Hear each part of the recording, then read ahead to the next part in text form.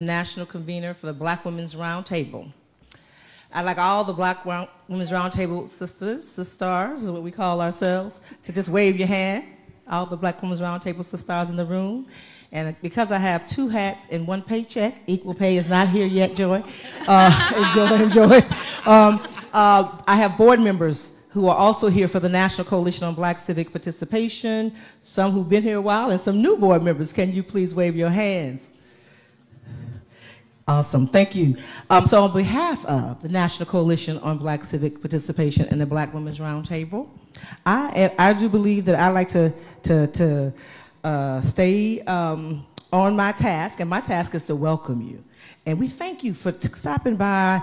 We know there's a lot going on. We know the storms are happening, but you know, this is not a revival, but the God I serve, He's got this. And so we know these storms will come, these storms will go. And so we're going to lift up everyone who's possibly in harm's way and make sure that God protects our families, our friends, the people we know, we don't know. Because that's the big one out there. I'm a native Floridian. And we grew up with a whole lot of those storms, but they've changed due to a lot, we believe, around environmental issues, around climate change, Felicia Davis, right? The reality is these storms are coming more and more and coming to places like DC. They, you know, what? We're on the list. So we just all just pray and make sure that storm just makes a turn. Just make that turn. So say with me, make a turn. Make a turn. Make a turn. On back out to the Atlantic and wherever else they're churning. So we're going to get started, and it is my pleasure to introduce to really not anyone in this room. If you don't watch MSNBC, you need to tune in. I tune in. I watch it live. I watch it on my phone. I watch it, you know, every chance I get, because this sister is really speaking truth to power. She's an awesome journalist. She's thorough. You know, I've always loved her from afar, and now get to be a little bit more near. So Joy Reid with MSNBC is with us. AM Joy. AM Joy. And so my job is really to turn it over to you and walk us through what we know will be our 10th annual Black Women's Roundtable Black Women of Power Forum that we've had for the last 10 years. So this is our 10th year anniversary, and we will not rob you of me sitting here on this mic too long. I'll have some closing remarks for this session. And remember, we have another session where we're talking about at the Black Women's Power Table. So both of these conversations today will be rich, and where we can, we will make it as interactive as we can. We are live streaming. We want to thank Roland Martin. We're on Roland Martin Unfiltered. Also, we're on the National Coalition on Black Civic Participation's Facebook page. So if you don't like us today. Thank you. Thank you, Joy, for taking the time, knowing that the weather is, you know, what it is. Yes. And being able to show. I wasn't going. I was like, I promise you, they're telling me this, because I could understand, and if you hadn't been able to make it, we too would have understand, because we need to see you on Saturday. Right, and so thank you for not letting the weather stop you. Thank you. Thank you so much, Melanie. And I want to also absolutely shout out the Black Women's Roundtable and the National Coalition on Black Civic Participation. Thank you so much for having me here. It's great to see all of you. You look amazing. Everyone looks so good. And it's funny because the weather, the pending weather, delayed my flight, and then I landed and it was not even raining. I have my big umbrella. I'm all prepared. It's not even raining. So we're just going to pray that storm is just fooling us. It is not going. It's not going to stop our show, right? It's going to be fine. So thank you, everybody, for being here. I want to remind everybody that this forum is also streaming, so it is good that you all look so amazing, because everyone's going to get to see you on social media. And I want to make sure that you guys know that you can always keep this conversation going on social media. You know, I do love a good social media, a good tweet. Let me give you the hashtags in case you guys decide to tweet out. CBCFALC 18, which of course you know is this Congressional Black Caucus Foundation Annual Legislative Conference 18. So CBCFALC 18 is one of the hashtags that you can include. You can also include time for a power shift, but with the number 4. So time, T-I-M-E, number 4, a power shift is another hashtag that we'd love for you to include. You can also include hashtag We Decide in the year of the black woman. I'm calling this the year of the black woman. We have black women making history from Ayanna Pressley in Massachusetts, who is the presumptive next member of Congress because it's a very Democratic district. Obviously, we have Stacey Abrams in Georgia, poised to make history and polling outside the margin of error ahead in that race. So never think, one of the things that we do a little Facebook Live chat after the show every weekend. We call it the after party. If you haven't tuned in, please tune in on Facebook right after the show, usually at 1 o'clock after the show. And one of the questions we consistently get asked is, can fill in the blanks on supposedly long shot candidate win? And what I tell people is anybody can win if you vote for them. Right? So don't listen to people who say, oh, Georgia's a very red state, Stacey Abrams can't win. That is not true. Tell that to Doug Jones in Alabama, because he won, right? He won largely through the strength of black women. So black women are voting and running for office. This is the year of the black woman. So you can tweet hashtag We Decide. There's also the hashtag Sister Power. Is this right with the AR? Sister Power. Sister Power. We introduced a new catchphrase into the lexicon, SISTAR, power, and also power of the sister vote, SISTR, power of the sister vote. You can also follow the Black Women's Roundtable on Facebook. You can also follow the National Coalition on Black Civic Participation on Twitter, which is NCBCP_BWR at Essence. You can also follow Essence Magazine at Essence. CBCFALC. Oh, they're up on the screen. Look at that. You can just read them off the screen. I'm sitting there telling y'all stuff that y'all already know. I didn't look behind me. And you guys picked a cute picture of me. Thank you. I love a filter, right? You get a beat plus a filter, you are good to go. All right, so you guys can follow all the stuff you see up there. Follow all those on Twitter. Of course, you can follow me on Twitter at Joy-Ann Reid. You can follow me on Facebook at Joy Reid Official. And we want you to, I'm sorry, what this is. Oh, okay. So we're going to have some greetings to the board by Diane Babineau, who is the vice chair of the board of the National Coalition on Black Civic Participation. Give her a round of applause. A good afternoon. My welcome is going to be short because Melanie and everybody else has said it all by looking at this room. Next year, Melanie, I want the ballroom because we're going to be, there will be a power shift. And so, call it. So we're going to claim it because as you say, this is the 10th year. And they said the dream still demands. Well, we want the dream. So we decided to do a power shift. And thank you all for coming. And as you said, we want you to spread the word and join our organization to make it a power shift into the future. Thank you. All right, thank you very much. All right, now I'd like to introduce Dr. Barbara Williams Skinner. She's the co-chair of the National African American Clergy Network. Hello, good to see you. Hi, everybody. This is a be still and know moment. And before I say a word about that, so many of you know I love to pray, and you've been asking me, begging me, actually harassing me over the years to do a book. So my first book, I Prayed Now What, is out. And I want to present this to Melanie, to you.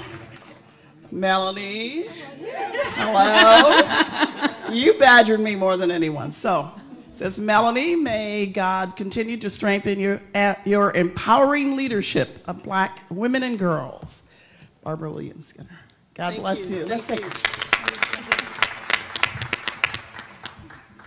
All right. Next up, I'd like to introduce Ms. Edna Kane Williams, who's the Senior Vice President of Multicultural Leadership at AARP.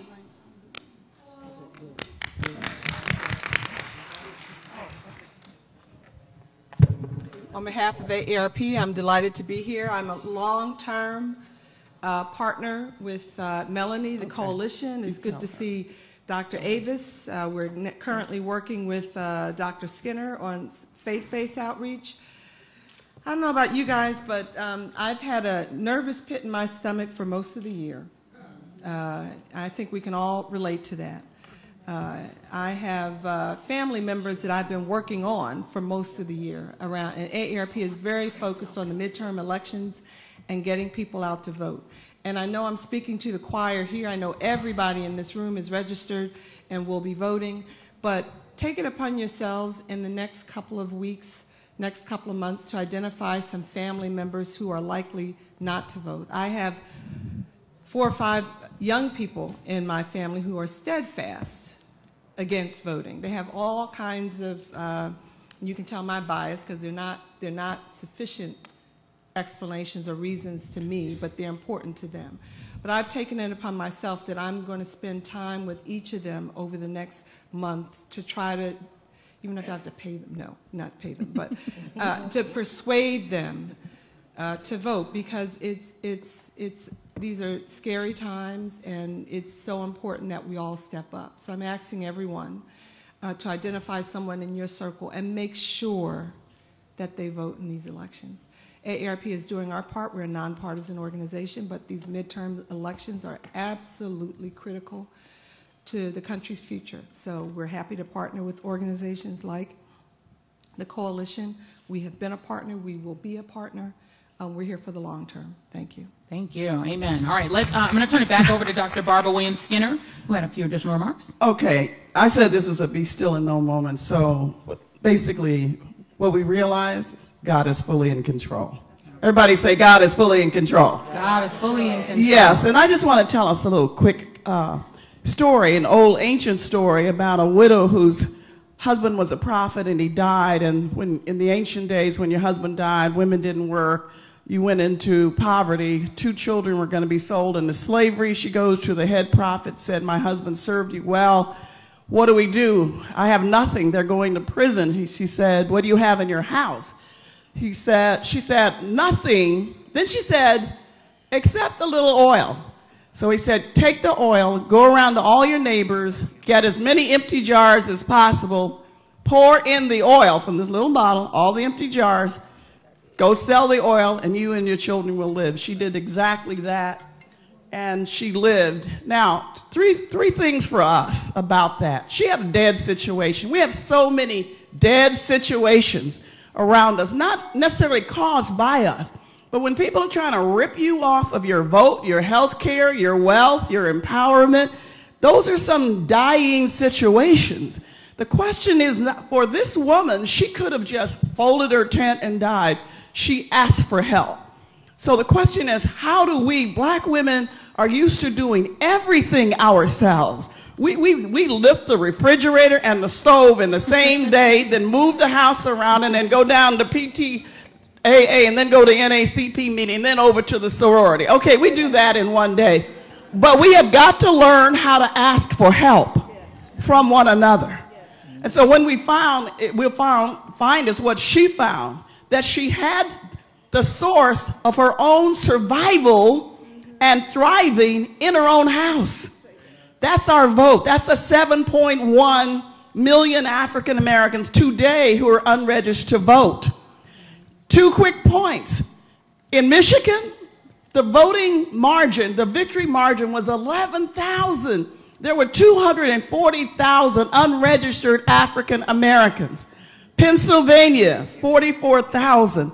There were over 300,000 unregistered African Americans. That's on our watch. And I just suggest that black people women are so persuasive. People do what we want them to do. We have to get up and take our families. They're not going to go. My teenagers, they're not going, but they will go. They'll go if they're coming back into this house. So you have to say, everybody who wants to eat is going to vote. Everybody who wants a bed is going to vote. Everybody wants free food is going to vote. So I'm saying if a widow with nothing found everything in her house, it's in your house, it's in my house, it's in our houses. We can win this one. Not just the governorship of Georgia, but Maryland and Florida and all these others that are up for vote out of the power of black women. Thank you very much. Thank you. Amen. I withhold my 18-year-old's iPhone 10. He wanted an iPhone. I was like, show me the voter registration. Show me not the one you mailed in, but the one they give you back. Show it to me, and then I'll get you the phone. And now he's off at college. And if he wants me to keep funding the allowance fund, because, it's all on the card. And that card's going to eventually get to 0. You better vote on Thursday. He knows. I don't play with my kids. Poor things. They think I'm insane. They're like, Mom. But you have to, like you said, if you want to eat, you got to vote. If you want your allowance, just saying. Don't mess with the lady who pays your allowance. Vote! All right, I'm going to turn it back over to Melanie Campbell for a moment. She has a couple additional people, important people, to thank. Hello. I'd like to make sure, and I don't know, Minna is here from the Congressional Black Caucus Foundation. We have been partnered with the Congressional Black Caucus Foundation for 10 years, and it started under the leadership of Dr. Elsie Scott, who's I think on the other end, when she was president, and so that partnership has been the reason we've been able to come here for the last 10 years. So I want you to just join me in thanking the Congressional Black Caucus Foundation for partnering with the Black Women's Roundtable for 10 years. I also want to thank Essence Magazine. I'm not sure if any of our Essence folks have arrived yet. They're supposed to make it through here at some point. Okay, come on up here, Dana. Baxter. I'm gonna stand up. Y'all mind if I stand up? I feel like I feel disempowered. Let me. So we want to thank Dana Baxter, who's here from Essence Magazine. Dana, I didn't know you were in the room. Okay, great. But you're going to say a word. Yes, thank you for partnering with us for the last 4 years to do this poll. I don't know about you, but I grew up on Essence as a woman, and I'm Essence until the day I die, because you all provide us the opportunity and to be able to share our stories, tell our stories, right? And lift us up. And so we thank you all so much for this 4-year partnership, and just being, whether we're partners or not, we are partners, sisters in this life, and we thank you all. And want you let's say a word, please, for us from Essence.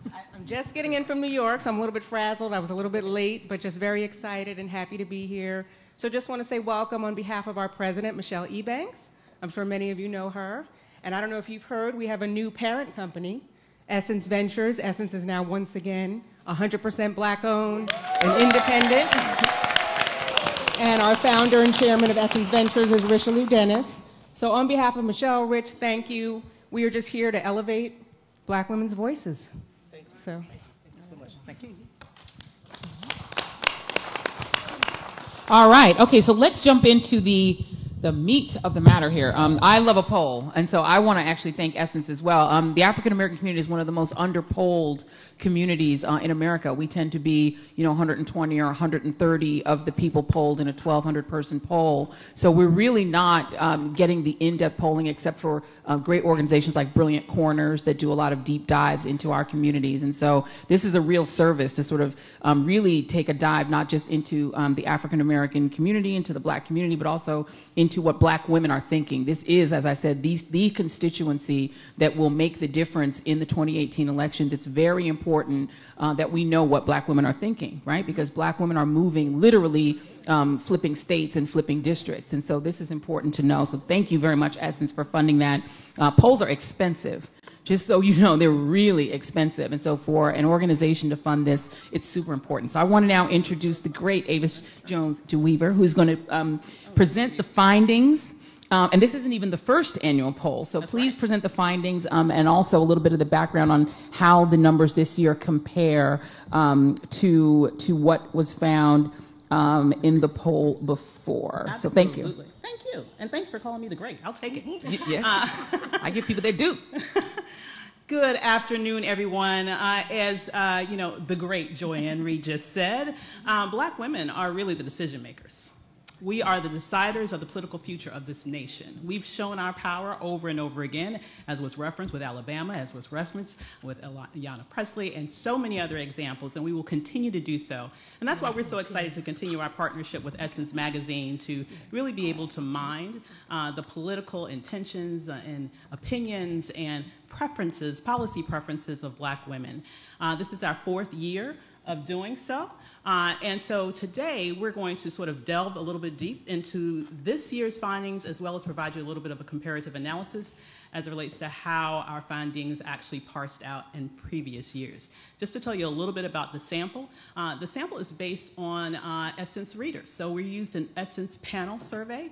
Over 500 women from across the country answered these questions and have been doing so for the past 4 years. And I'm excited to be able to share with you their political opinions. All right.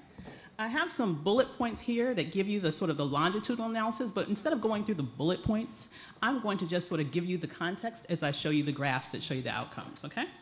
So first, as it relates to black women as activists. Now, we know that black women have changed the world, and we continue to do so. And we do that in large part through our activism. Our survey has shown that to be the case again. We see that black women are still very active in their communities. And in fact, especially young black women are increasing their activism. We've seen a huge jump in the number of young black women who are saying they are activists as compared to last year, over a 10% jump, in fact. And so at roughly a 10% jump, in fact. And as always, our more mature sisters, we are always out there, almost 2/3 of us, active as always. Now, as it relates to how we actually have our activism sort of play out in the real world, we are active in various ways. Overall, we are community organizers. In particular, we find that we are community organizers. That's basically the main way in which we show our activism. Besides that, we're very active in our faith communities. And what I find very interesting when I look at this chart is, once again, when you disaggregate by age, we find that at every different area of activism, actually the young women are outperforming the more seasoned women, with the one exception of activism around local schools. And that makes sense because one would think that a more seasoned woman might be looking to advocate for her child who's in school at that moment, right? Now, this next one is probably, oops. I'm sorry, guys, I should have advanced the slide. There we go. Now, this next one is really, I think, probably one of the most interesting charts in this entire survey, particularly when you look at it from a longitudinal form. All right, these are the responses to a question that we asked around, you know, how do you feel about which political party best represents your interests as a black woman? Now, over the years, we've seen these numbers shift. And in fact, last year, we saw a huge drop in the number of black women who said that the Democratic Party best represented their interests. We saw a full 11-point drop in the number of black women who said that the Democratic Party best represented their interests. Now, what's interesting with that is, given everything that we know about the importance of black women for the Democratic Party, one would think that over the course of the past year, there would be a lot of different efforts. And I happen to know there have been a lot of different efforts to try to woo black women. There could be more. And definitely, as it relates to the findings that we see from this year's survey, there definitely needs to be more. Because not only have the Democratic Party not rebounded in the minds of black women, actually, the percentage of black women who believe that the Democrats represent their interests has further slid back another point this year.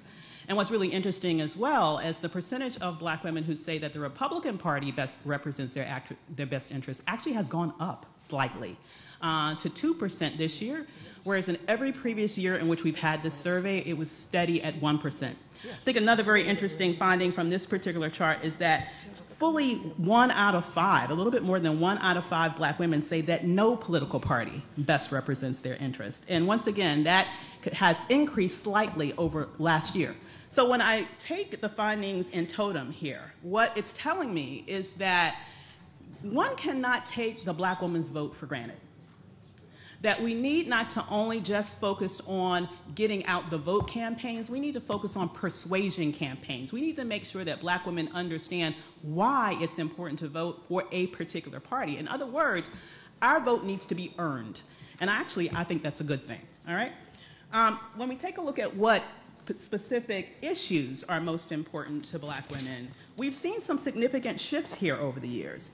In every previous year of this survey, black women had said that affordable health care was their most critical issue.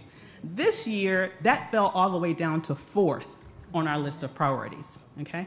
The #1 issue, according to black women this year, is the rise in hate crimes and racism.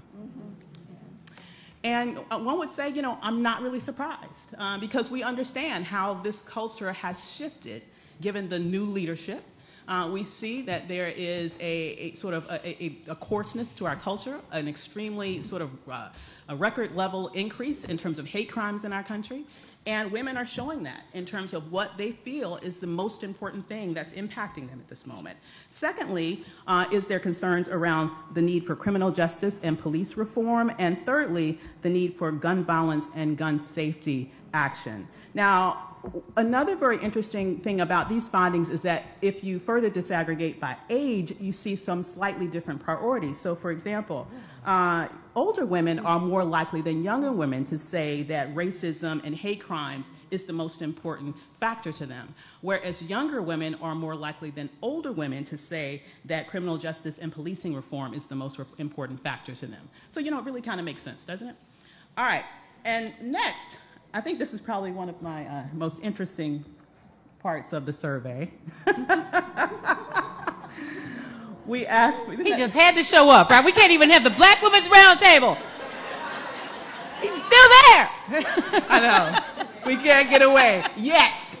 Okay, but what's really interesting is that for the past 2 years, we have asked Black women to grade him on his presidency. What do you think he got? F, exactly, for the second year in a row. A low F, right? An F minus, if that's possible. And what's really interesting, almost 100%, 93% say that they specifically believe that President Trump is not addressing the issues that are most important to them. Okay, so there's a real disconnect between what's critical in their lives and where they believe this administration's focus is.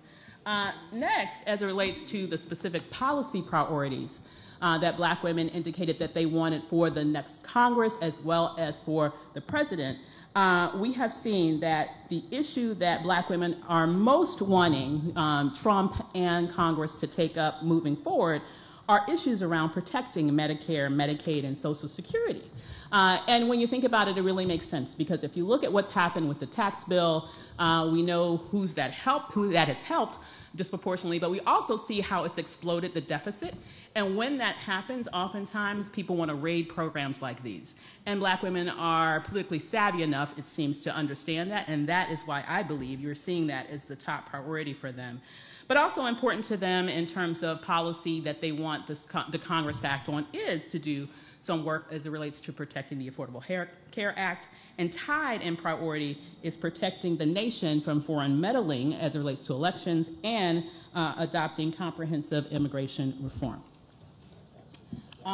Those are sort of the demographics of breakouts. Just generally speaking, just know this, all 18 and up. But this, to me, is one of the most important slides in the presentation as well. Black women are politically savvy, and we're ready to go out here and vote. Some 96% of our respondents said that they are registered to vote today. So they are ready and willing to make a difference, and also, excitingly, about 1 in 5 say that they are interested in running for office. So we're ready to vote for others, but also we're ready to represent ourselves. And with that, I think we will pause and get some reaction from our discussant, Dr. Elsie Scott. Yeah. Okay, but before we do that, we're going to have Dr. Elsie Scott in just a moment, but we've had the Honorable Sheila Jackson-Lee, representative of Texas, hashtag Beta O'Rourke. I'm going to have to do a sidebar to see what kind of a chance he has of winning that state. But as of now, I'm going to turn the floor over to you, ma'am. Well, let me take a moment to welcome the Sojourner Truth and Harriet Tubman and Maya Angelou and all of our mothers and grandmothers and sisters and cousins that are in this room. Because as we speak, women who are not here are asking us to speak for them. Melanie Campbell, thank you so very much. Doctor, thank you, Arvis, very much.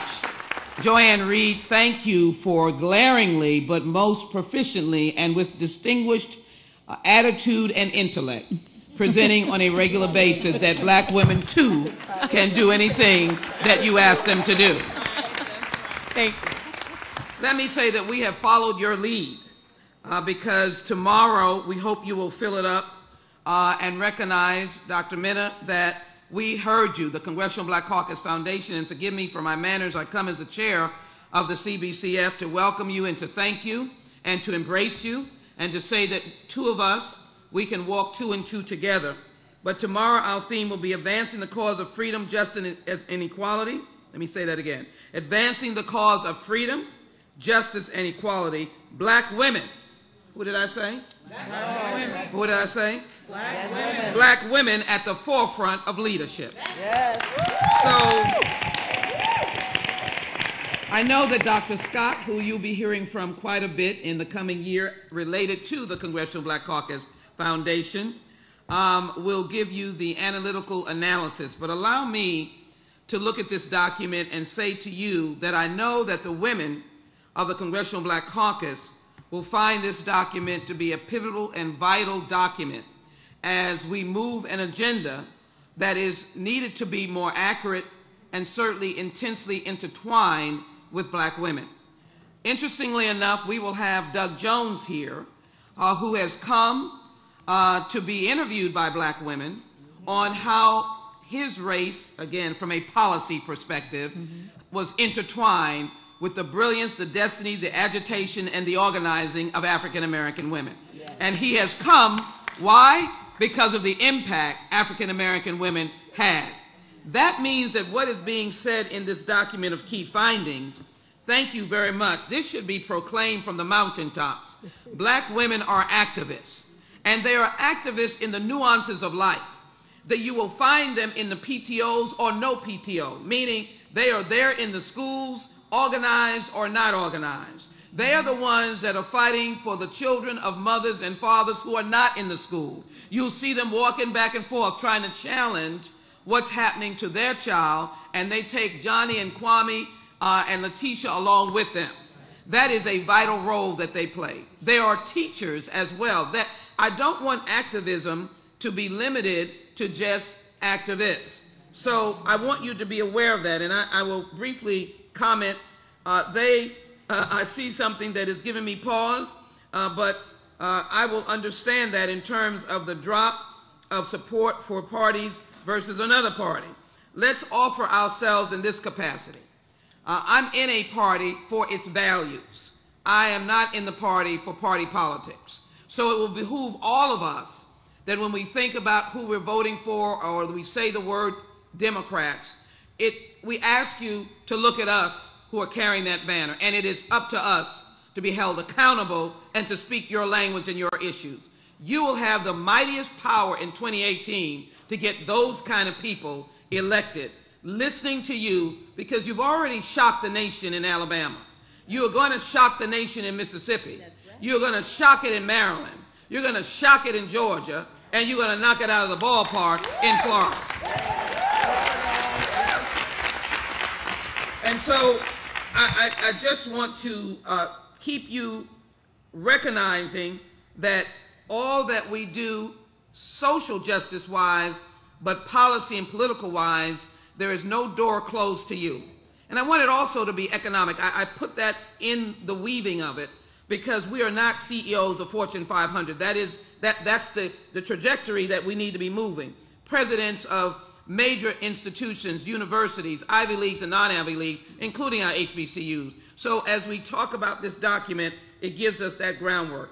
Finally, with the Protecting Medicare, Medicaid, and Social Security, you have us as members of Congress working on these issues every single day. And then I just want to close on this moment. Everything is not about elections, but it is about how your lives are impacted. And I'm trying to get those who are the non-voters, the non-participants, to understand that their life is intertwined. While you're around this table, as I said, you are the armor bearers for those who are not here. You're the armor bearers for the mother who's now trying to get a WIC card. You're the armor bearers for the mother who has to work 12 hours a day, go pick up Johnny, come back and work another shift. We have got to remember those women. They may be the non-voters, but they are owed no less dignity than what we have. So anecdotally, let me say what is tearing at my heart. We will have a Judiciary Brain Trust, and we will talk about, and as a member of the Judiciary Committee, these issues that you have mentioned. I skipped over for a reason. This whole idea of hate crimes and, forgive me, I can put these crazy glasses on. Hate crimes. No, I'm looking for the one that she had turned to. And just to give me 1 second. Oh, criminal justice. Yeah, there you go. Mm-hmm. All right. Hate crimes and criminal justice, that is my heart. Not my heart because I wish it was on the table, but it is something that I think black women can be reformational. This is intertwined in the civil rights movement because There's not a neighborhood or city where we are that we do not have a story of someone else, God forbid, be it our family member, our child, any of us who met any of the mothers of the movement, or seen what Sabrina Fulton went through with Trayvon in the documentary that Joy was so eloquent in. We know the story. Or maybe some of us saw the news of the last 48 hours where everybody's asking the question, how do you come into my apartment and shoot me? How do you do that, Reverend Skinner? How do you do that? Believe me, when I get through at this conference, I'm going to be all over it in judiciary because we don't hold these kinds of hearings. We've got bills, believe me, we put together bills. Members of Congress who happen to be CBC members on these committees, but we don't hold these concrete hearings. That's what change means. And finally, as it relates to hate crimes and the whole question of race, we all wish that we were that much further ahead. But it would be demeaning of us to be so important that we cannot talk about race, and that we cannot talk about it in a way that acknowledges that everything we do is impacted, affected, infected with that question and that answer of racism. And we're not shamed and will not be shamed because we still talk about it. Oh, you still going there? So the Congressional Black Caucus Foundation will be inviting you to a major summit on race. And we will welcome all of you because we will not run from this. And we will demand of those who, I'm very proud of the folk that we have on our board. We've just added Skip Lewis Gates, you all know him. And we have major thinkers, but we're going to reach across America and we're going to demand that it is filmed by somebody, that it is a nationally seen, that we intertwine policy and change. So I cannot thank Essence and Melanie Lawson. Melanie Lawson, that's Melanie Campbell. I'm off. Melanie Lawson is on Channel 13, and Joanne knows who she is. We cannot thank Melanie Campbell, my sister, enough. And we cannot thank the Black Women's Roundtable. And your young protege there, Tamika, has been really kind to me, and I truly appreciate her and instructing me. And so I thank you, and we're honoring Brother Al later on this week as well, and I know that Tamika works with him a lot. But I just simply want to say, Melanie, you never give up, you never give out, you never give in. And the one thing I wanted to do with the Congressional Black Caucus Foundation is to show us as friends, as we also show the CBC. And whatever we can do collaborating together, I want to affirm it and thank you for it, because we're all in this journey together. And unfortunately, in a leaky boat at that, and the only way to save each other is to be embracing each other. Amen. I thank you for listening. I welcome you to the Congressional Black Caucus Foundation Annual Legislative Conference. I hope that you will partake after this of all of the sessions. And I've said to everyone, leave here with a toolbox that no one can take from you. And you'll just be the master builder in your community, because they are crying and calling your name. Thank you all so very much. Thank you, Congresswoman. And as the Congresswoman sits on the Judiciary Committee, I want to remind folks that it's not just the governor's races and the congressional races. There are two African Americans. There are African Americans running for Attorney General in what are probably the two most pivotal states to the future of this current administration, because they are the two states that are in a position to hold accountable the president based on what he's doing now, but also based on some of his former business dealings. And those, of course, are the Attorney Generals of New York and Florida. And there is a black woman running in New York named Tish James, and there is a black man running named Sean Shaw in Florida. So Tish James is running in New York, Sean Shaw is running in Florida. Vote down ballot. It's not just about the governor's races and the race of the top. Just that's my TED Talk. I'm going to move on now. Let me introduce Dr. Elsie Scott, who is going to expound a little bit more on the survey before we jump into the panel. Thank you. While they take a picture. Oh, okay, after she takes a picture.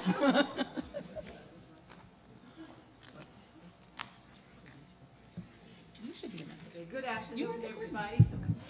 Thank you all for coming to this session. It gets bigger and bigger every year, and we will need the ballroom next year. I've been asked to follow up on the findings that Dr. Avis has already presented to you. So I just sort of decided to do, so what? We have these findings. How does this relate out here in the real world now? In the Essence findings, we talk about women, black women being activists. And what we are finding this year is that some women are moving from activism to running for office. And so we want to talk a little bit about what we are seeing around the country. You know, when you have a mother whose son is murdered, Jordan Davis's mother, Lucia Macbeth, who decides that she would take up gun control, and she starts going around the country talking to state legislators, and then she decides to run for office herself. So people in Georgia have the opportunity to vote for her this fall. We have more black women running for office this time. We don't have the actual numbers from previous years, but we're trying to get some statistics on that. But we know that the numbers have increased. We have black women running for governor. Everybody knows about Stacey Abrams. But there were 3 other black women that didn't make it out of the primary, but you need to know about these women because they got close to 1/3 of the vote in states you wouldn't expect it. Arkansas. How many of you heard of Letitia Saunders? She got 36.7% of the vote in the Democratic primary in Arkansas.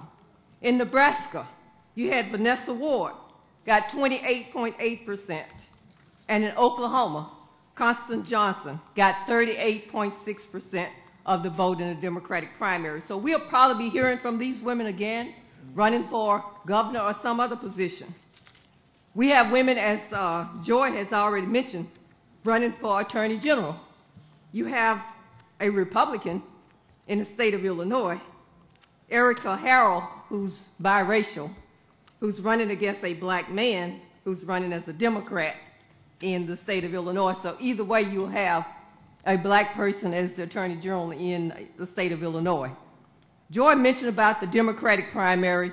You have 2 black women running, a white woman and a gay white man running for attorney general of the state of New York. And at the present time, the white man is up a point, I think by 1 point. 1 point. 1 point over Tish James. So really need women to be engaged in New York to make certain that you get out to vote and support black women. Okay, in one of the Essence poll talked about women being concerned about criminal justice issues. And one thing we observed starting since Trayvon Martin was murdered, we noticed more of an interest in prosecutors and more women running for prosecutors. But before that even happened, we had women like Angela Also Brooks right here in Prince George's County. And we are happy that Angela has moved on up to she's going to be the next county executive in Prince George's County. And she has a black woman following her in the prosecutor's office. So we're happy about that. Also, as the prosecutors week before last, when was the Massachusetts primary? Okay, Rachel Rollins won for the Democratic primary of Suffolk County, Massachusetts. And it's a Democratic county, so it's expected that she'll probably be the prosecutor in Massachusetts. And we also had 2 incumbents in California that won re-election. So there are a number of black women that are stepping out and saying that we don't like the way these cases are being handled, and we are going to run for office. Now in Florida, we won Orange County, Florida prosecutor, but you see what the governor of Florida has done. Governor Rick Scott, who's now running for Senate, what has he done? He's kept her from carrying out her duties as prosecutor, telling her she cannot decide whether a case should get the death penalty or not. So since when did you have a governor deciding how cases should be prosecuted? It didn't happen until you got a black woman in office. So you can't just go and vote for people. Now you have to support them once they're in office and help them to keep the power that goes with those offices. And let me just try to wrap up. You also may not be aware that there is a black woman running for Secretary of State in Iowa, Democrat. And you know, Iowa, I went to school in Iowa. It was a 0.1 or 1% black in the state. So she's going to lead a lot more votes besides black women in order to win in the state of Iowa. We also have another black woman running statewide in Georgia besides Stacey Abrams. You have Janice Laws, who's running for the Georgia Insurance Commissioner. We have a number of mayors being elected, and all you know about San Francisco. Well, you may not know that in Flagstaff, Arizona, that Coral Evans won her re-election bid for Democrat, but you now have a white man who's decided he's going to write in to run against her, and she could not be on the ballot by herself. So what we find now is women are winning in districts that are not predominantly black. So don't just think when you decide to run for office that your district must be predominantly black. If you look at the women of the Congressional Black Caucus, that I think it's the majority of them now are in districts that are not majority black. And finally, let me just wrap up with a few key things I want to leave with you. Women, one thing we're watching is that women are beginning to put more money into campaigns. We're getting black women starting PACs, and we are putting more money out there because we recognize that women cannot win unless we put some money behind them. You can't just go out there and say, I'm going to vote for somebody. They need money to run these campaigns. We also finding more young women engaged in the process. And you know, somebody mentioned something earlier about young women not voting, but we are finding there are a lot of women who are engaged. In places like Howard University, where I work, we're seeing a lot of activism on the part of young black women who are concerned about their futures. And then, since the poll talked about the Democratic Party, Congresswoman has left, so I can say a little something here. The Democratic Party, I think when you look at this poll, I like the phrase, I've come up with a phrase to describe this, that black, especially black women, are fighting for the soul of the Democratic Party. And so, they're not necessarily saying we want to stay in the party or whatever, but they are saying that if you want us to stay in the party, you need to support us, you need to support our candidates, and be some more supportive and concerned about the issues that we are concerned about. So I'm going to wrap it up there, and we can have some more discussion from our other discussers. Thank you. Thank you very much, Dr. Scott. All right, I'm going to quickly introduce, before I bring in the full panel, Ebony Riley. She's the Washington Bureau Chief of the National Action Network. She has to go soon, so I want to let her weigh in on the survey and on the activism of black women. And I will note that National Action Network has a lot of women, powerful women leaders, and so I want to big up my big brother, Reverend Al Sharpton, for elevating amazing women. We're going to talk to another one in a minute, so yes. And she's one of my mentors, Yes. so I walk in her footsteps as well. Yes. I am the youngest bureau chief of the big three civil rights organizations, and I'm the only woman. There you go. So good afternoon, everyone. I'm sorry to stand up and make an announcement. It's a little bit awkward, so I'll be very quick. Voting is crucial, and why? It's a liberation strategy. What does that mean? That means all of you in this room are accountable for all of the women who are not in this room. Women like me who were not hooked up with a great organization and pulled in a pipeline. Women who don't understand what's at stake for their communities. So I would really love for you to understand also that when you look at police brutality, young sisters, district races are important. So when you vote down a ballot, pay attention to district races, pay attention to sheriff's races. Those things are crucial, and determines also who's in charge of what happens in court cases that we see injustices in, also prosecutors. Those are very, very important details that we also talk about in a broad scope of voting, but that's why we need to vote and pay attention to where we are locally. You all know this, you're here, you're empowered and engaged, so I'm not talking to you, I'm talking to the ones that you know you can reach. So hopefully by the end of this conversation, you're powered up and ready to go to recruit another 10 or 20 people in our community who are non-voters, not the ones who are gonna go vote, the non-voters, that's who we need to reach. Thank you so much. Thank you very much, Ebony. Okay, get your car. So, all right, so I'm going to introduce the panel now. We're going to go quickly through and let everybody give an opening remark. We'll be very brief. I want to get to your questions. So I'm going to change up the order just a little bit, take moderator privilege, and I want to leave more time for you to ask questions. So start thinking about what you want to ask. On our panel today is and as I introduce you, please just raise your hand so everybody can see you if they can't see your card from where they are. The Honorable Angela D. Alsobrooks is a state attorney, Prince George's County, Georgia. Maryland. Oh, it says Georgia. I was wondering. I was like, it sounds like Maryland. It is Maryland. Yeah. You know, we're trained to read the prompter. Mistakes were made. All right, let's move on to Mena Demesi, PhD, Dr. Mena Demesi, who's the Vice Chair of Research and Policy Analysis for the Congressional Black Caucus Foundation. Wave your hand. There we go. The Honorable, oh no, wait, we're moving down, we're moving around. She was introduced twice. Okay, Salandra Benton, who is the convener for the FCBCP, Florida Black Women's Roundtable partner and Second Chances Florida board member for the National Coalition on Black Civic Participation. There you are. All right, Joy Cheney. Boy, your mom had great taste in names. Your first name is amazing. Campaign Executive Director for Equal Pay Today. Thank you very much. Kristen Clark, President and Executive Director of the Lawyers Committee for Civil Rights Under Law, a great organization. She's on her way. Okay, we'll get to her when she comes. Is Sabrina Fulton here? The Trayvon Martin Foundation, of course. Let's give her a round of applause. And she is the Honorable Chair of the Trayvon Martin Foundation. And Miss Tamika Mallory, who we've already sort of semi-shadow introduced already, the great Tamika Mallory, co-chair of the Women's March.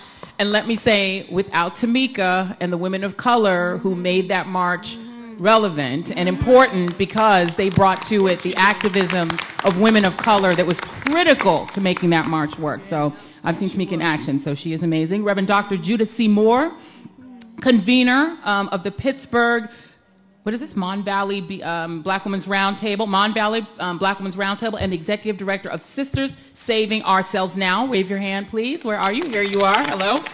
The Reverend Dr. Judith C. Moore, no, did we just do that? No. Okay, so now Ebony Riley's left. Okay, so let's start, let's go ahead and jump right in. And I'll start with Miss Alsobrooks, with State Attorney Alsobrooks, since I mangled where you were from. Now you can talk about your real estate. And I guess the question that I want to start with is just looking at the list of priorities of Black women and the fact that you have criminal justice reform at the top of the list, but also what's alarming, I think, and jumped out to me in the survey is this real concern among African American women about violence against people of color based on being people of color, and this concern about hate crimes. Can you talk a little bit about how that plays out in your everyday walk as a state attorney? Is this something that is actually happening more, or in your view, is it something that because of cell phones and social media, we're just noticing more? And why hasn't there, in your view, why hasn't much been done about it?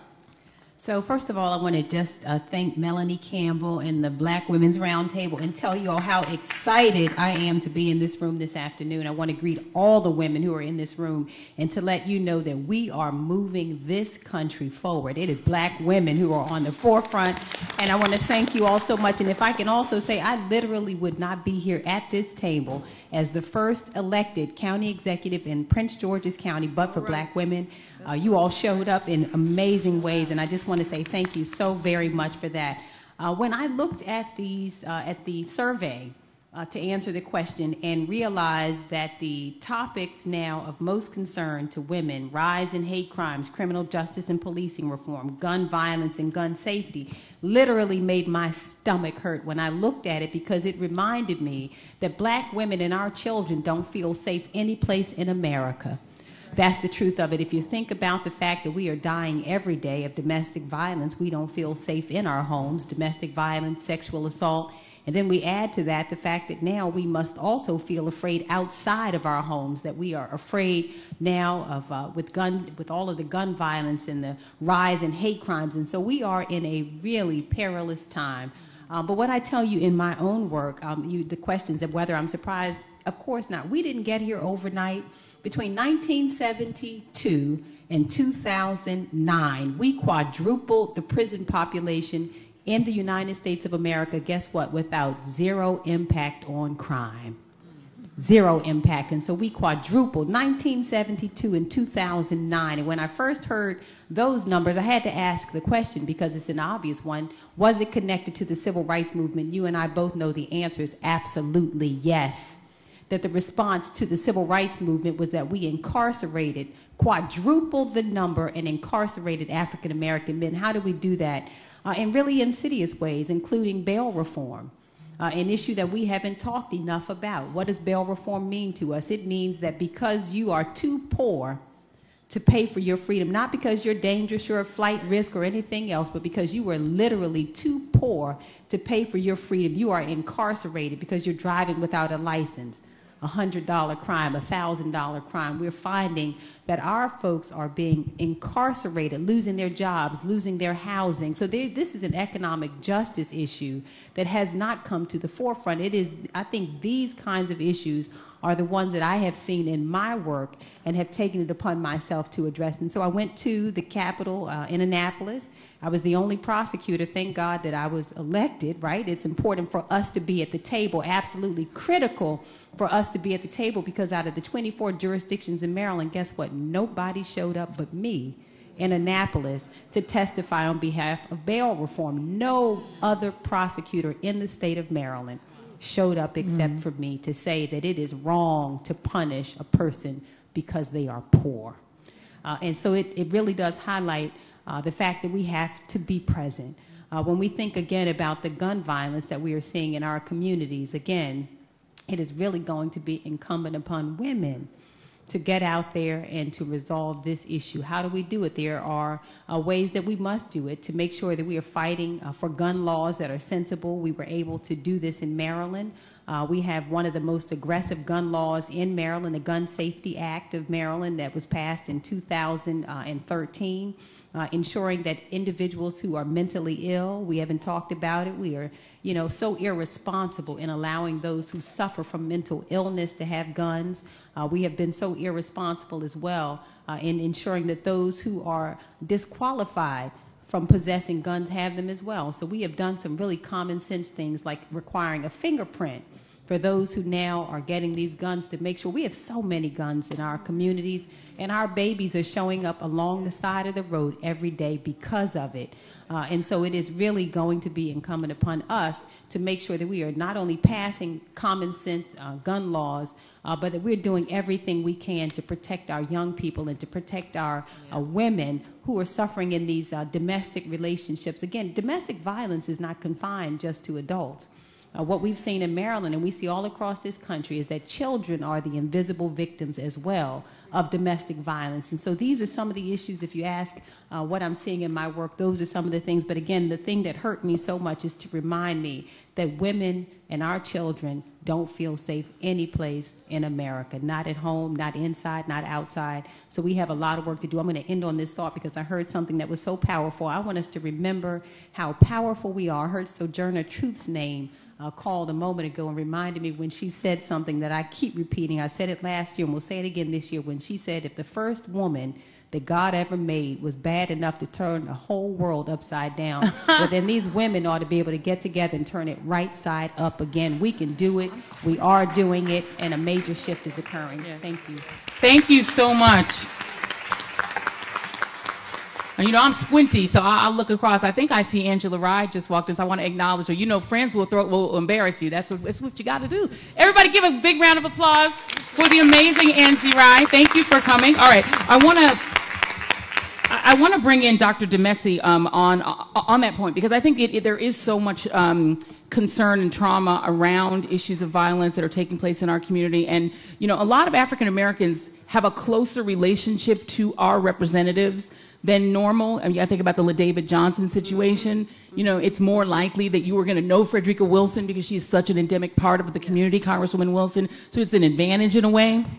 So how can we best effectively use that closer connection that oftentimes people of color have with our representatives? What should we be asking for? Exactly. Great question. And as we say in political science, descriptive representation matters.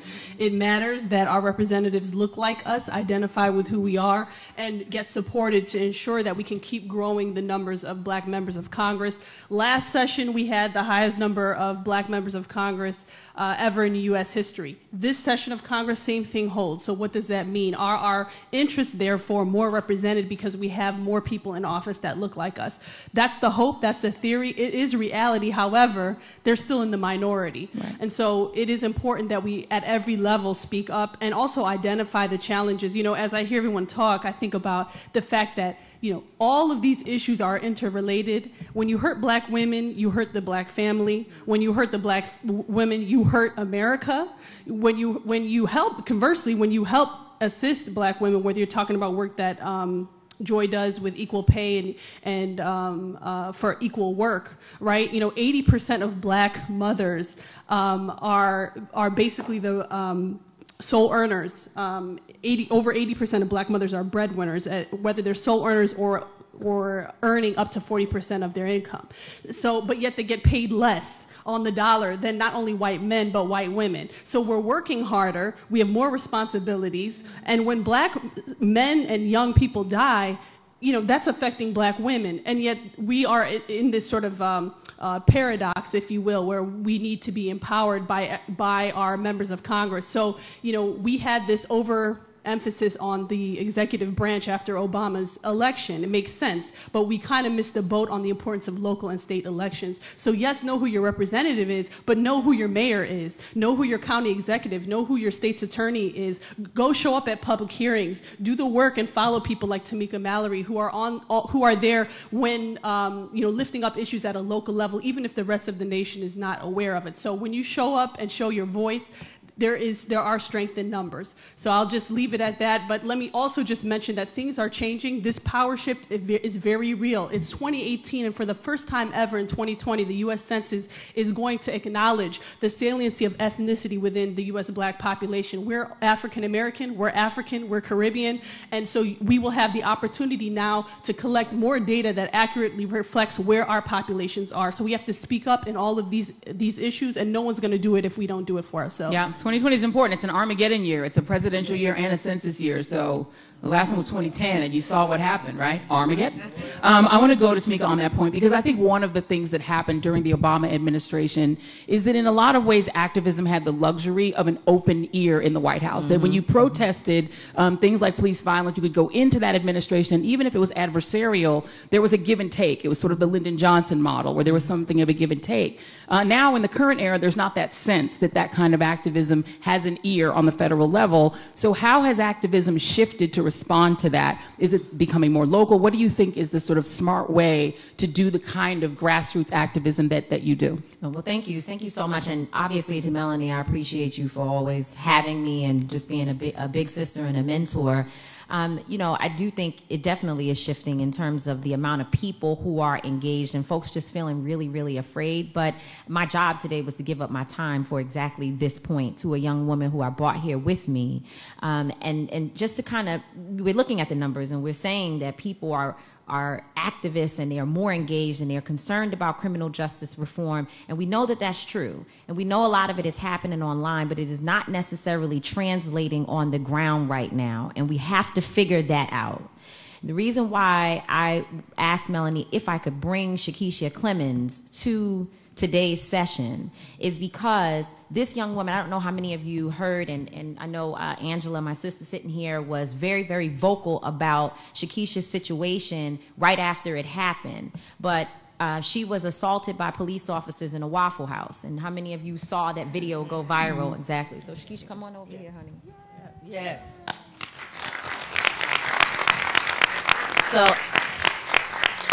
I asked Shaquiesha to be here because what was most painful to me, while many of us were talking about it, sharing the tweets and all of that, not other than BWR and maybe one or two other organizations and obviously National Action Network, many of our organizations missed the mark in terms of standing up for this young sister. There was some disconnect that happened there where we knew it happened, we felt bad about it, but we did not do enough to say we need to first of all hold the Waffle House accountable because a corporation was complicit right in the middle of the attack against her, and then right after her, a young man, a gay young man, his name is Anthony Wall, and our brother David John has really been out championing his cause. He was also attacked. we missed the mark in terms of holding people accountable, and not just police officers, but looking at how corporations also have to respond and say that what happened to this young woman was inappropriate in their restaurant. So I wanted to make sure, when you asked the question about how, you know, this relationship between us and President Obama, to be quite honest with you, I'm not sure that that was a good thing, that we felt we had an open ear, because not enough of us were doing enough at that time. Right now, with this closed door that we have, hopefully we will kick it open. And we can't do that if we're talking up here but not focusing on things that are happening on the ground to someone like this young woman who was attacked, who was derobed. Her body was literally exposed, and she was fondled for all intended purposes on the internet. We all saw it, and all we did was say, I feel so sorry about it, but we never issued a particular address to those who were responsible for her assault. So I said, let me bring Shaquiesha here today so we can get it right, because we still have an opportunity to tell Waffle House to hell with you. We still have an opportunity. And to be clear, she went to court. First of all, she was charged with criminal charges because of, come on, Shaquiesha. She was charged because the police said that she was the one who attacked them and made them have to restrain her, which we saw on video that was not true. So we attended court with Shaquiesha. We went to court at 6 o'clock on a Monday. The trial was from 6 to 9 p.m. The judge heard all the testimony from 6 to 9. Okay, yeah, exactly. It's 6 to 9, heard all the testimony, looked at all the discovery, said he had never watched the video before, but he watched it that day and decided by 9 p.m. that she was guilty. So she was found guilty of criminal charges that the police officers in Saraland are holding against her. She has had to pay fines and do all those things without the full support of our community. So what we are asking today is that we wrap our arms around Shaquiesha, and that we stop saying, but my Waffle House is good to me, because the white men that owned the Waffle House said that what happened to her was acceptable and they had nothing to do with it. They did not one time step up and say, you know what, this situation got out of control, it was wrong, she should not have been attacked, and we're calling for the police officers to release the charges against her. They never did that, which makes them complicit in her abuse. So I'm hoping that we will look at what has happened with this young sister today, wrap our arms around her and say no more, and that we are going to not just talk about a report, but do the real work on the ground with people who look like her.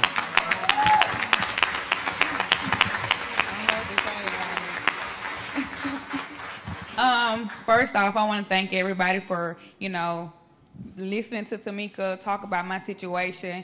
It really did hurt me like deeply, because I see a room full of wonderful people, wonderful women, wonderful people that stand up and mean something, and I couldn't see half of these people come to my defense, nor come to Anthony's defense, nor come to the defense of the two couples in the Waffle House that got mistreated as well. So it has been a process. Whew.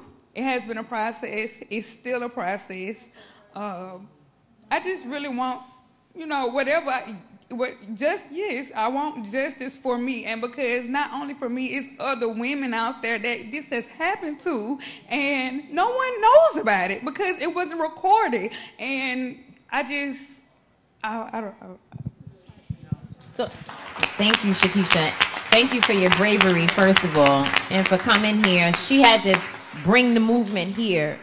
What can we do? So first of all, I just want to say, and I saw Janae come in, that's the reason why we joined the Women's March. We didn't join the Women's March because we just wanted to be on TV. We joined it because we would not allow people to gather resources and to get together and set an agenda on behalf of black women, and we were not at the table. And in fact, we built the table. If it were not for the work that Janae and others did, we wouldn't have had a march in Washington, D.C. And so I am just saying that, number one, walking in the Waffle House should be off the limits for us. Like, our social media ought to be saying, we don't go there. We'll eat anywhere else, but we don't go to the Waffle House until they come forward and address this issue and fix the problem. Because the problem still has not been fixed. She has not been made whole from being abused and lied on in court to where she now has been criminalized. We ought to make the Waffle House pay for that. So that's number one. Oh yeah, are there civil rights attorneys in the room that might be able to help us? And Ben Crump has been on this. There we go. And Ben, thank you, Clark Kristen. is on her Thank way. you. Yeah. And Ben Crump has been on this case. He's been very active and been trying to bring forth justice in this particular case so we can figure out how to be more supportive of him. The legal process worked well because what's their lawyer's name from Marcus Fox is a gentleman in Alabama who we just met in court one day, and he was awesome. He really, really handled the case well. The problem is that there was not enough noise on the ground. And that is the part that I think we need to figure out how we can be more helpful in increasing the noise on the ground. And she does have a GoFundMe. How is it? Where is you good? Okay, good. So because you want to just do Shaquiesha Clemens at your GoFundMe account? Okay. Well, let's just for transparency, people started attacking, like, you know, the white supremacists get busy and they started shutting her page down, reporting it. And so every time you turned around, the page would be up and then they would pull it down. But you're saying it's alive now. And so people can go to GoFundMe and give to Shaquiesha Clemens. You can write it down right now. I'll give you her name. It's CHIKESIA. That's CHIKESIA. CLEMONS. CLEMONS. Obviously, this young lady did not ask for this, and you know, we want to try to provide her with resources, love, and support. But more importantly, let's take what's in this report and make it real and put some real boots on the ground on her behalf. Thank you, Melanie. Thank you. And I think Shaquiesha's case, I think, redoubles the point we made earlier. District attorneys are politicians. Attorneys general are politicians. They are ultimately accountable to voters. We saw in Chicago, and this was a Democrat who was elected with Barack Obama, a woman of color, and when she refused to do her job and hold police accountable with video evidence, the voters said, you know what? Here's a black woman we can put in her place. And if she doesn't do her job and hold officers accountable, or in situations like this, take the action that the state constitution prescribes, there's something you can do about it. We're not helpless. And I think we have to look at these criminal justice situations as additional opportunities to vote in people who will actually safeguard our rights. I'm going to get off that my soapbox and let everybody get back in, because I want to bring in Dr. Moore, because Sisters Saving Ourselves is the organization that you are executive director of in Pittsburgh, because I want to zero in on this a little bit more, because we do focus on the frustration of not seeing criminal justice, not seeing justice done, you know, from Trayvon Martin, whether it's a Shaquiesha, all of these cases where we just scream out in frustration. But what can we do to save ourselves? What can we do besides tweet, rail, get on the GoFundMes? What should we be doing? Vote? Yeah. First of all, giving a preacher a mic. You know, dangerous thing, I understand. To God be the glory. We're okay though. Yeah. The scripture comes from Jeremiah 29:11. It says, "For I know the plans that I have for you. They are plans to prosper and not to harm you, plans to give you hope and a future." When we are not where we want to be, what should our response be? I don't know about you, but I am so sick and tired of our families suffering, our communities suffering, our churches. Scriptures once again says, I know the plans I have for you. A healthy community is one in which local groups from all parts of the community work together to prevent disease and to make healthy lives options. While we are still determined to make sure that we make this difference. In Pennsylvania, the school ranges from having everything they need and more to trying to keep the lights on in the black community. I've seen firsthand the effects of black women fighting for their lives, for their children, to support them. Pennsylvania, now we're fighting for equal pay, for equal work, and of course, focus on paid family and medical leave. I know personally the importance of clean air. Pittsburgh scored an F according to the American Lung Association, on their report card. I know firsthand about gun violence. Just recently, we had a 17-year-old get shot in the back running away from police. I know firsthand about a church sister, young sister, shot and killed with her infant in her arms. But no sister pastor should have to go to the home of another sister and to tell them we're so sorry. But the good news is about this particular mother. They wanted her to close the casket, and she said, no, I want every black woman and black man to see what was done to my baby. Over 32 times. Mental health is failing in Pittsburgh, where a young sister who sat right across the table from me, and I get emotional about it because I was a part of the process, sat right across from me because the mental health had failed her. 2 weeks later, she went and stabbed and killed her mother. And so we have so many other issues that are going on. One of the other things is that we are still yet hopeful, even though stuff seems crazy. And I don't know about you, but Pittsburgh, Mon Valley, we're not waiting for somebody to come and pick us up and ride us off in the sunset. But we do have this hope. Black women in Pittsburgh and Mon Valley are running for political office and being elected. We have sisters we can shout out, Summer Lee, we can shout out the names of those who are running for political office and have won. And now we have this ability to change our situation in Pittsburgh, Mon Valley. One church at a time, one house at a time, one community at a time. We are addressing our mental, our physical, our spiritual, and financial wellness. We've been in jeopardy as black women far too long. In Pennsylvania, black women are rising up and saying no more. We are not waiting for someone to speak our truths. We are speaking our own truth. We're telling our own stories.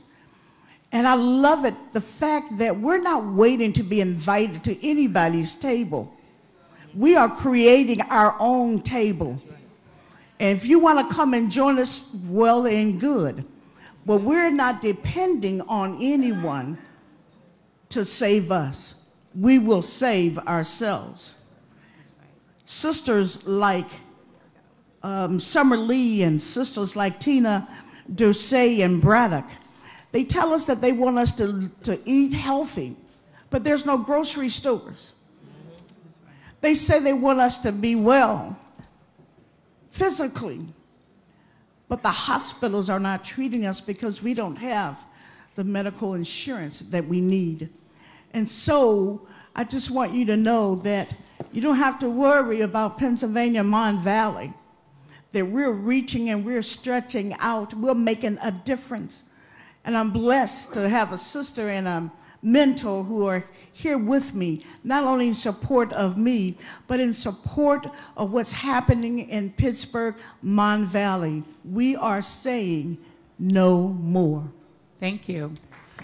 Now we have just enough time. We're going to go to 3:40 for everybody who's waiting for the next convening. So I'm just letting you guys know we have just enough time because I want to make sure that we get a chance. Sabrina is here. Sabrina Fulton is here. Let's give her a round of applause. I want to make sure we get her in. Kristen Clark, who is the President and Executive Director of the Lawyers Committee for Civil Rights Under Law, has arrived.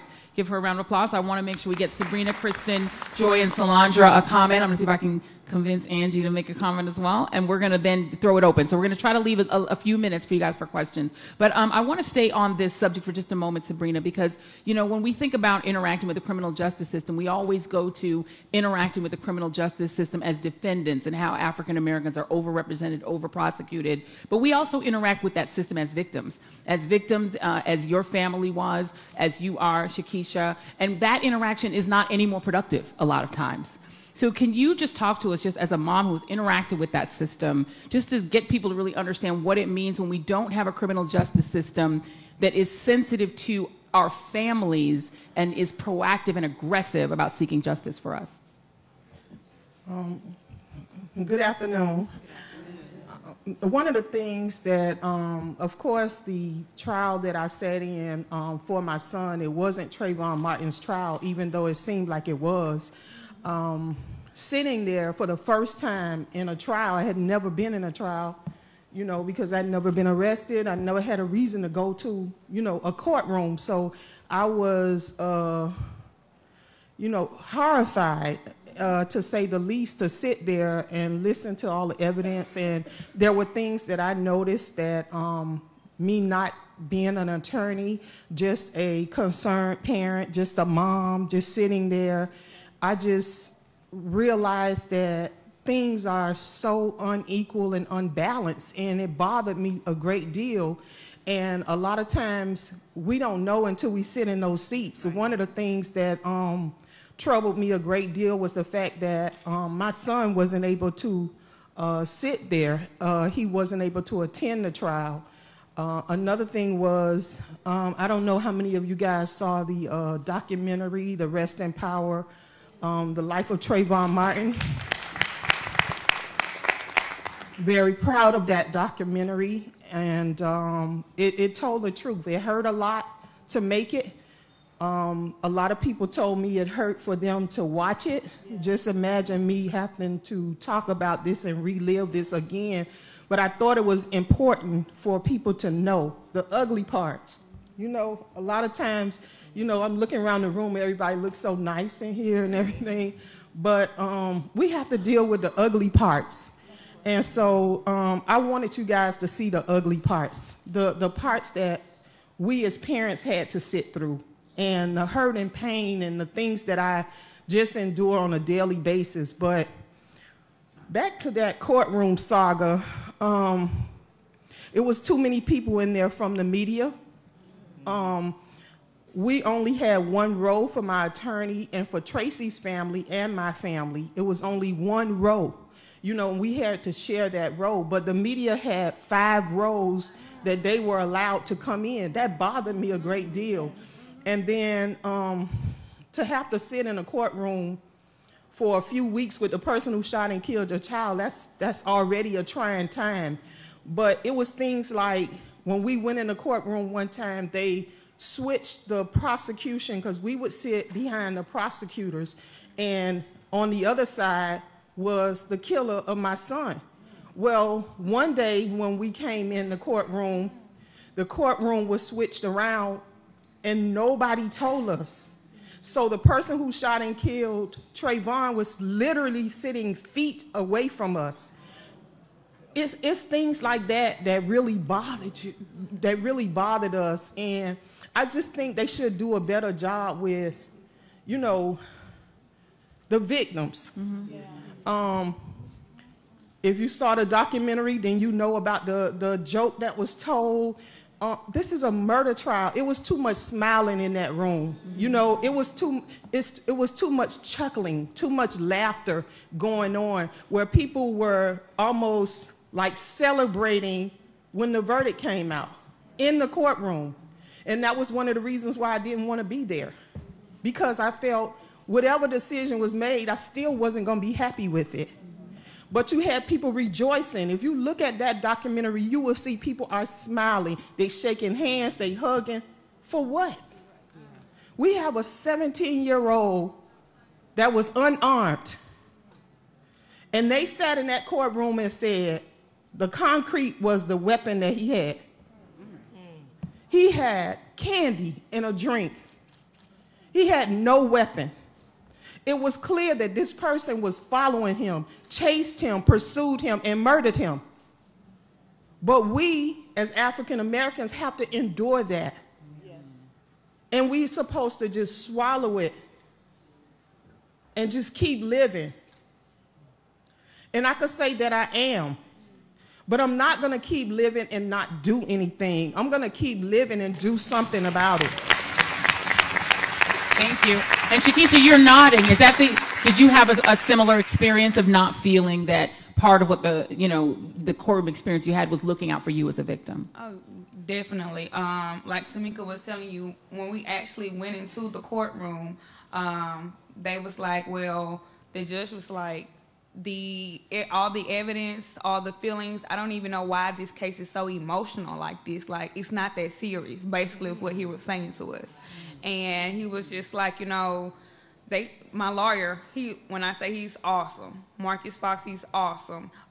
He broke the video down to core, to every second, and called every police officer, called every waiter, every witness that they had in their life.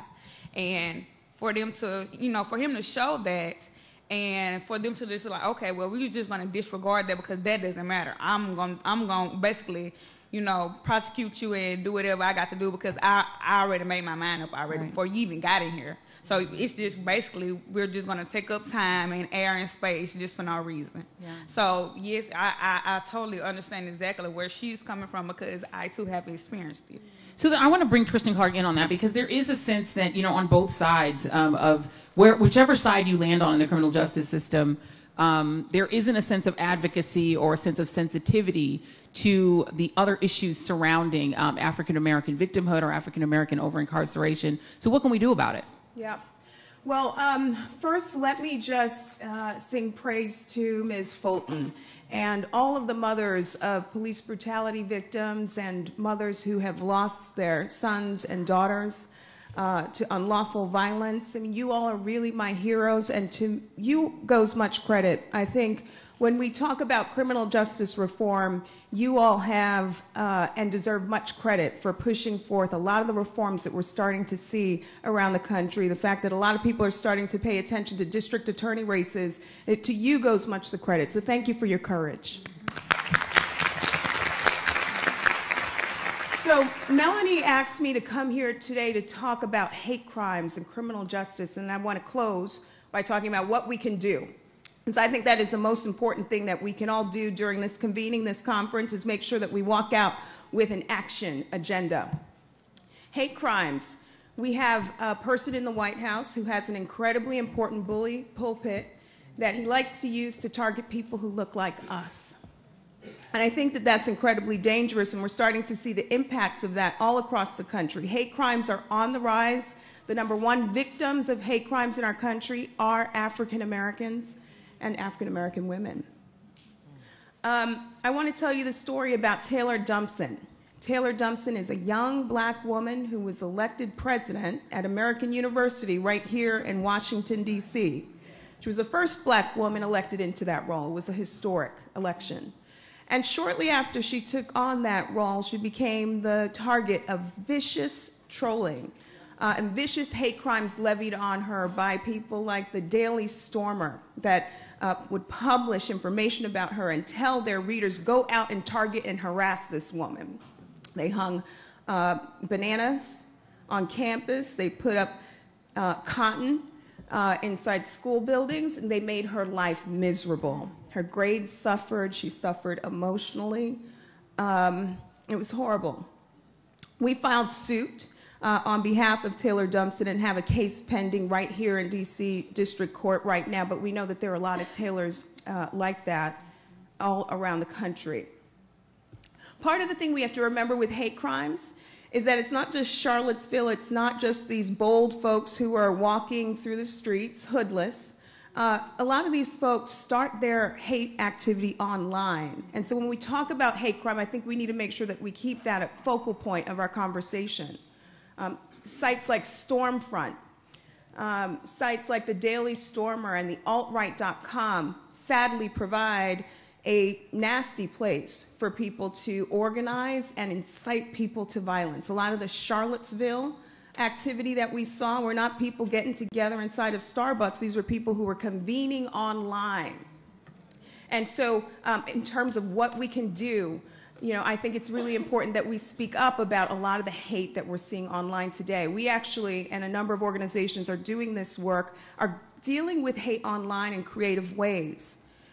We shut down Stormfront, which is the world's largest hate site online. It has hundreds of thousands of registered users, millions of people across the globe who traffic the site, by going after Network Solutions, which provides a platform for Stormfront.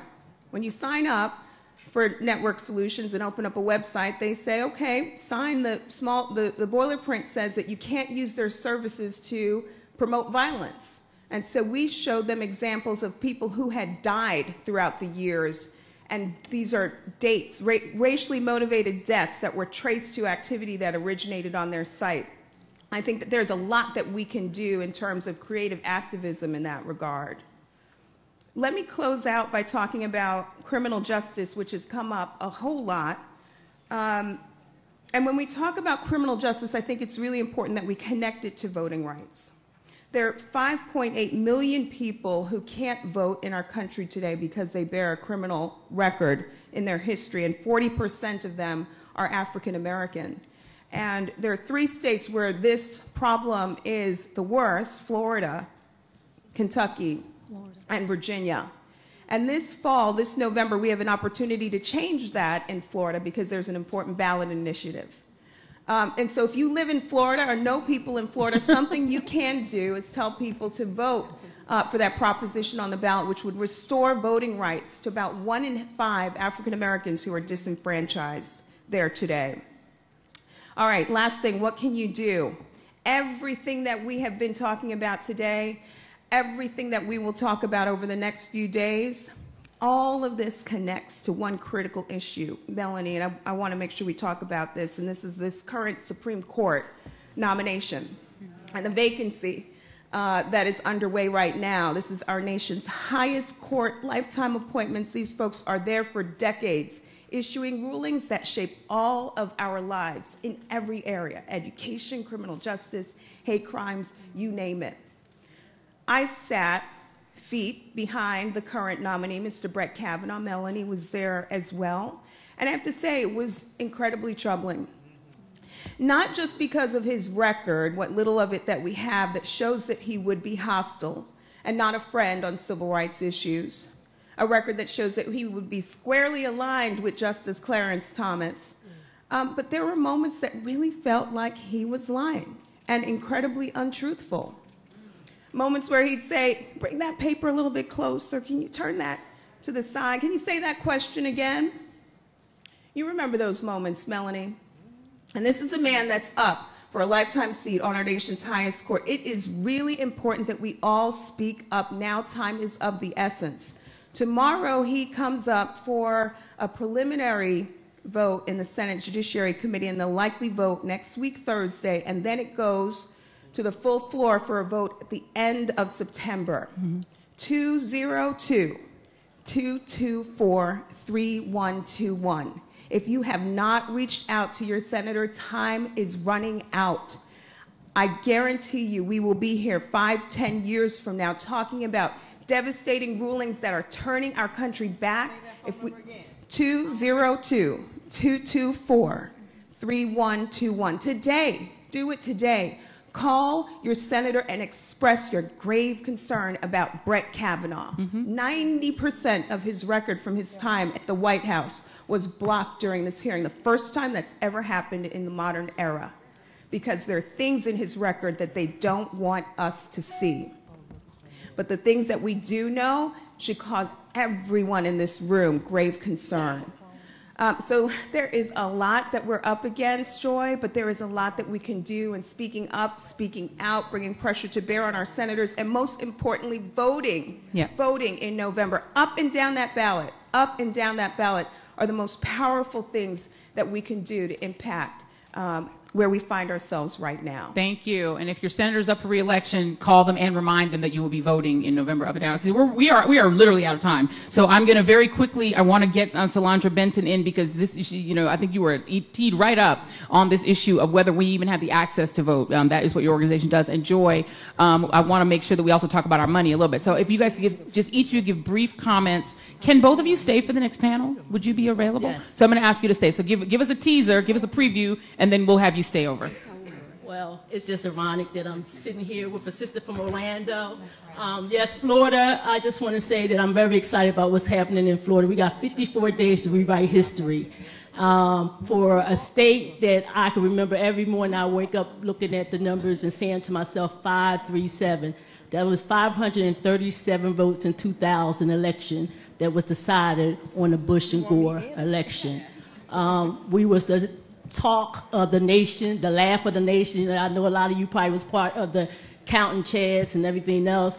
Embarrassment of Trayvon and Jordan Davis, embarrassment of a lot of things, but we're right now going to make history in more ways than one. We just elected in Orlando our first African-American mayor, and not only in urban communities, but in rural communities, we have sisters that actually came through the Black Women's Roundtable that's actually been elected as county commissioners and city council. And so it does start locally. I'm excited because even the governor that's going to be our new governor came through this system of Black Youth Vote, Andrew. So we have a lot of things to be proud of. We know that Sean, we don't have conversations with him. He, you know, everything that happens, even down to Amendment 4, that was done on grassroots efforts. Amen. No money, okay, in the beginning, no money. It was Black Women Roundtable that actually, when everybody else told Desmond Meade, no, it ain't gonna happen, no, we don't have the money for petitions, all the progressive groups and everything in Florida, tearing papers up, he made a call, said, don't worry, Desmond, we got you. Black Women Roundtable has you, and we actually printed the first petitions. So we got a lot in stake as Black women in Florida and around the country because we understand that we're going to do it. I mean, you know, we're going to do it, and we're going to make sure. I heard some of my sisters say, I'm going to cut it short. Part of our Unity 18 campaign is with the Black Women's Roundtable in Florida is get your house in order. Okay. So if everybody just get their house in order, don't assume your child that's sucking up your air conditioning and playing video games, they registered to vote and they're going to vote. Don't, people that's coming eating on your Sunday, no, you ask them, are you registered? You take them as a family. We have cards out there. We actually got the plan for them to do, to make sure you check and make sure that you're on the polls, make sure that you take and you go vote as a family. We are doing everything to celebrate our Black vote, even to parties, to the polls. So it's not going to be an excuse. Absolutely. And we're going to celebrate Florida this year. We are going to be the talk for something positive this year. I was a 14-year Florida resident, so I am not ashamed to rep the 305 and the 954. We will redeem the state. We will redeem. Florida will be redeemed this year. All right, Joy, because we can't have anything without our money. So get your moment in. So I'm going to stay on the next panel, but one of the things I want you all to know is the census numbers for poverty, health insurance, and income came out today. And while white men are doing better economically, women are remaining the same, and of course that includes women of color. That means the wage gap for women has expanded. So I want to talk about that in the next session. But let me just say, you spoke about Orlando. Jerry Demings, who's advancing the mayor, is the husband of Val Demings, who won her primary and does not have a challenger. We are winning. Yes. We love Val Demings. All right, thank you very much. I'm sorry we went over a little bit. So stay where you are. We're going to go into the next panel. I want to thank you, Melanie, always. And I have to give a shout out to Mark Thompson, who isn't here, who made sure that we got connected so that this could all happen. So thank you very much for having me. Stay to the next panel, and then you guys can get your questions in. Thank you, everybody. Really appreciate you all. Thank you. Can we give Joy a great sister round of applause and brothers for being an awesome host. And so what we're going to do is move swiftly because our sisters are here for the power table. Can we say Black Women's Power Table? Well, that didn't sound very powerful. Are you ready for the Black Women's Power Table? It's already started, so we're going to round 2. So we're going to ask our moderator For ladies who were on the first panel, if you don't mind switching out, and then if our staff can bring the table tents, it's going to take us about 5 minutes to switch. Or move to the, are you staying? All right, so can I just stay here? Am I just staying here? Okay. Okay, yeah. So just stay right. Okay, can we have all of the panel, the first panel, come up here really quickly. First panel, please come. CBCF would like to get a photo of the first panel. All panels. First panel, quickly. First panel, first panel. Come up. Is everybody here? First panel. Yeah, we're here. Joy, can you take this picture really quickly? Okay, 1 second, sister, 1 second. We gotta take, come on. Okay, come on up. First panel, we probably better sit down. Okay, first panel. This is for our host who's let us do this. Come on. First panel, please. Lori Billingsley, come up here. Lori Billingsley, come up here. Okay.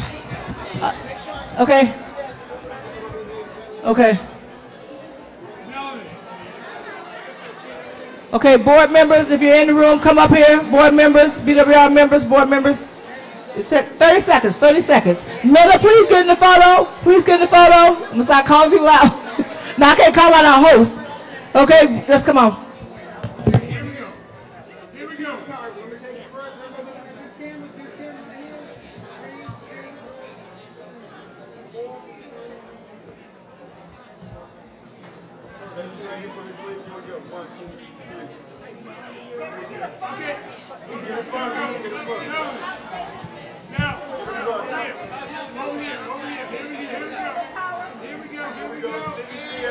Fun one. We got it forever. And ladies, everyone looking this way. Thank you very much.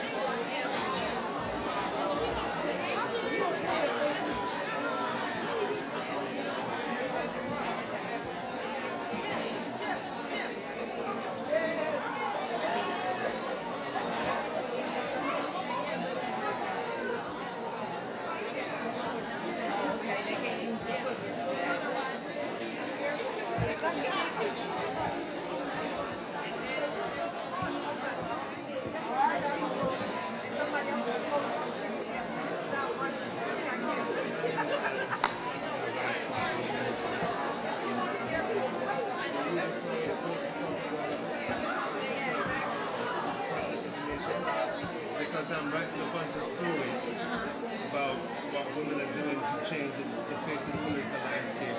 And Florida, to me, is critical. I used to live in Florida. Went to Activism. I was in Miami and Tallahassee. Went to Activism and Greetings, family. We're about to start the second panel. I'm going to ask if you're taking pictures, if we can take that picture taken to the back of the room. All right, lovely, beautiful black women.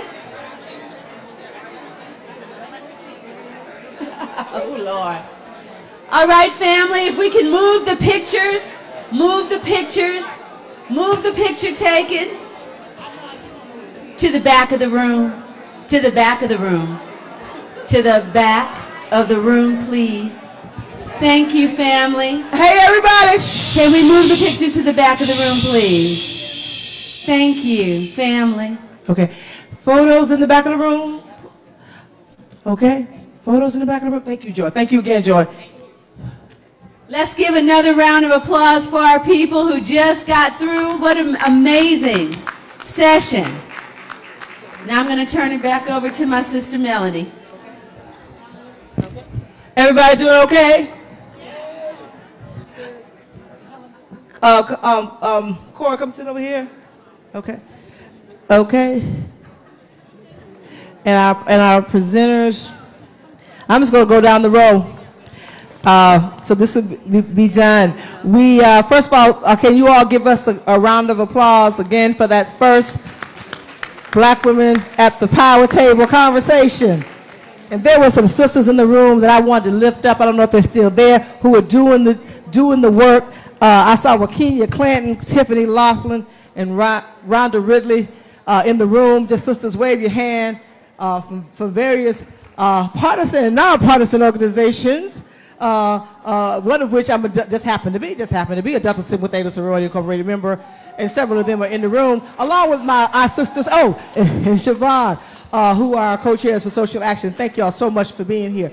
And all of our sisters from all of our sororities, AKA Alpha Kappa Alpha, Sigma Gamma Rho, Zeta Phi Beta, if I missed anybody, right?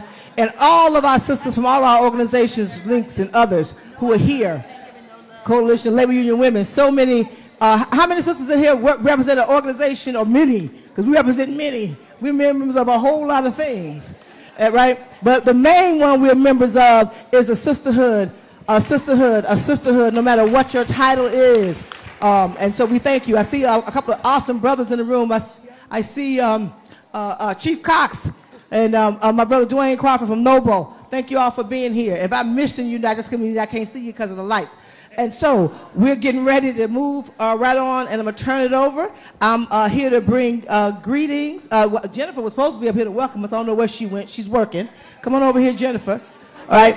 You know, I definitely can't do this by myself, and I want to thank, while we got a chance, while a lot of y'all are sitting in the room, our awesome team who helped make this happen, and Tanya Tyson, and Jennifer Tucker, and Acacia Newsom, and I saw Crystal High and Holly Holiday, Daryl Coles. Now y'all start calling names, I'm gonna forget. Lon Walls, awesome communications team. Have I left anybody? No, I left somebody out. So Jennifer, thank you. Can we get, look, this is the power room, so this is not to be a shrinking violet. I am no longer one. I gave that up. I put that behind me. I'm not a shrinking violet. Have y'all noticed that about me lately? I'm no longer a shrinking violet. Okay, Jennifer, give us a welcome. Yes, indeed. Good afternoon, everyone, and welcome to Roundtable, and welcome to Roundtable number 2.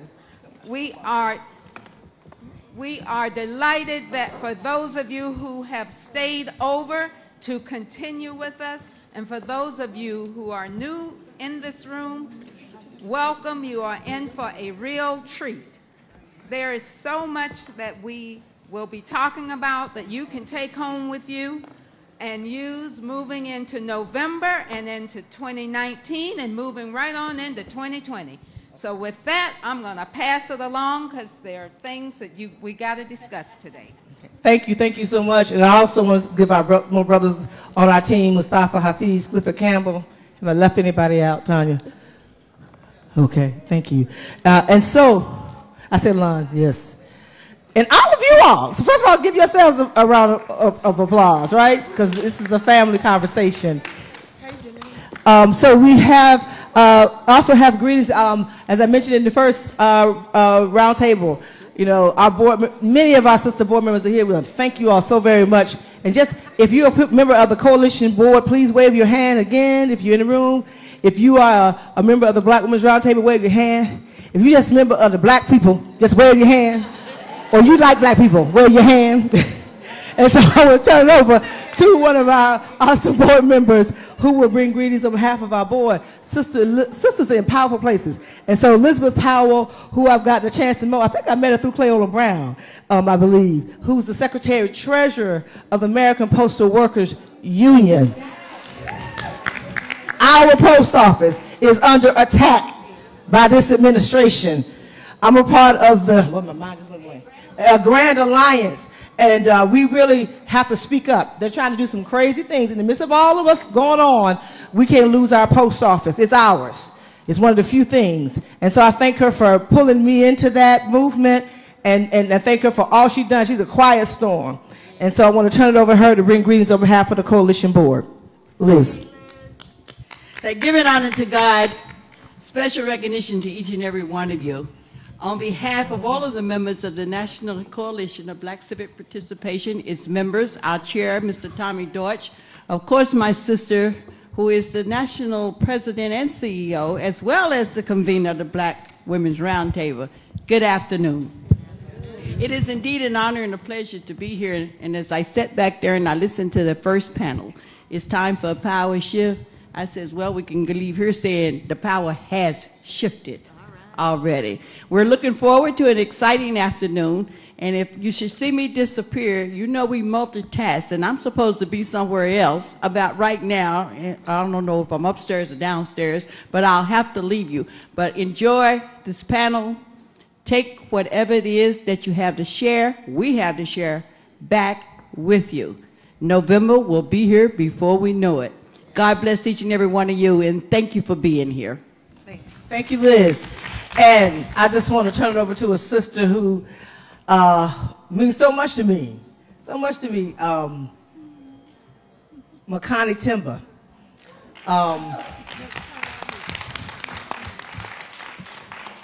Through some rough years, some rough days, Latasha Brown and Felicia Davis, this sister was always there. She started something called the Praxis Project, but I knew her through a mutual friend, Damu Smith. I just want to thank you, sis, because Makani has helped so many of us, and people don't even know how something happened. I ain't gonna tell her secrets. Just so many organizations, she goes in and helps you find a way to survive rough times, Cora. You know, Coalition's gone through some ups and downs. We're 42 years strong. And in some rough years, she made sure we could stay around and stick around, and not just stick around, because I don't like do nothing just to stick around, but to make stuff happen and be a part of the solution for our community, be a part of serving our community. And so she birthed that baby, and she continues to help birth and save and nurture so many Samoans from across generations. She has her own, she's a chief strategist of higher ground strategies. Did I get that right? And she graces the great state of Mississippi these days when she can be home. Jackson, Mississippi was behind the scenes on some of that new stuff happening in Mississippi and many other places. I just want to thank her publicly for always being there. She exudes sister power in a real way. And I just want to thank her and turn this conversation, and this is a conversation, if you're in the room, sisters, this is not a conversation for you to sit on the sidelines. We set this up for a reason. We struggle every year to make it happen this way. But if you want to come sit at this table, this was a power table. It's not just this table. Everybody in this room is part of the power table. And as I said in the last session, we're blessed. Right, we're privileged to be able to be in this room, and we're not here to kind of play games. We really, this second, just like the first panel, this is about hearing about what folks are doing. How do we work together? How do we strategize? Our communities' lives are at stake. Our communities' lives are at stake. I sat in that Supreme Court hearing. I never sat through 3 days of that. And I can tell you without a shadow of a doubt that Kavanaugh will take us back 50 years. We have to get, we need to be in the streets on Kavanaugh. And the way he lied in there, and the way he sat there, and you could feel, because you could feel this man was real clear that he has an agenda that is not about our people. It is the agenda that will take us back 50 years. So I'm gonna turn it over to Makani, get off my soapbox, and turn over for the round 2 of the Sister Power Table. Thank you, Makani. Thank you, family. Let's also clap it up for Melanie, because you know she's what makes it possible. Can't thank her enough. So family, one, I want to thank again all of you who are staying, because you all know that we are all stars. And I know there's some people who ran out because they want to take pictures and do whatever, but you know what? The best people the best people are right here. That's what I'm saying, and I know. So a couple of things really quickly as we get started. I want to remind you, look, that's so cute. Look at that. Eyebrows all done and everything. Okay, so here are the hashtags. I literally look at them as we go, so if you're raising questions and things like that, I am watching it. So please be a part of the conversation, and we will get you in. So if you have a Twitter feed, or we'll be looking for the hashtags, so just know that you will be in the conversation if you are hashtagging. And in fact, we're going to be playing a little game that we're going to ask for your participation. Ooh, Lord. Participation. In the same way that we're going to be asking the same thing of all of the participants. So please pay attention to that. And then I'm going to just in case, for folks to just be reminded, I do a little quick roll call for the first panel. Lori Billingsley, who I know I did see. Stephanie, I don't think made it in, right? Heather Foster. All right. Tanya, I saw Tanya. Yep, there you go. Janae, I saw. Kim Keenan, yeah, there you go. Sorry, I need to have my go. Hey, girl. Okay. Joy Owens, there we go. Joy, okay. Renee, I saw. And Robin, did Robin get here? Okay, awesome. So the way we're gonna do this, because I'm not as nice as Joy Reid. And y'all already know, right? People who've been here before, you already know that sadly everybody's going to have a couple of minutes, and I know that Joy already stacked my panel, added some people. She said, "You come on." I said, "Here, you clean it up." So we're going to see what we can do. And then what I'm going to do is hopefully we're going to start with the first question that's going to go real fast, I think. And then the second one, hopefully we'll have a little more time. This is the whole plan.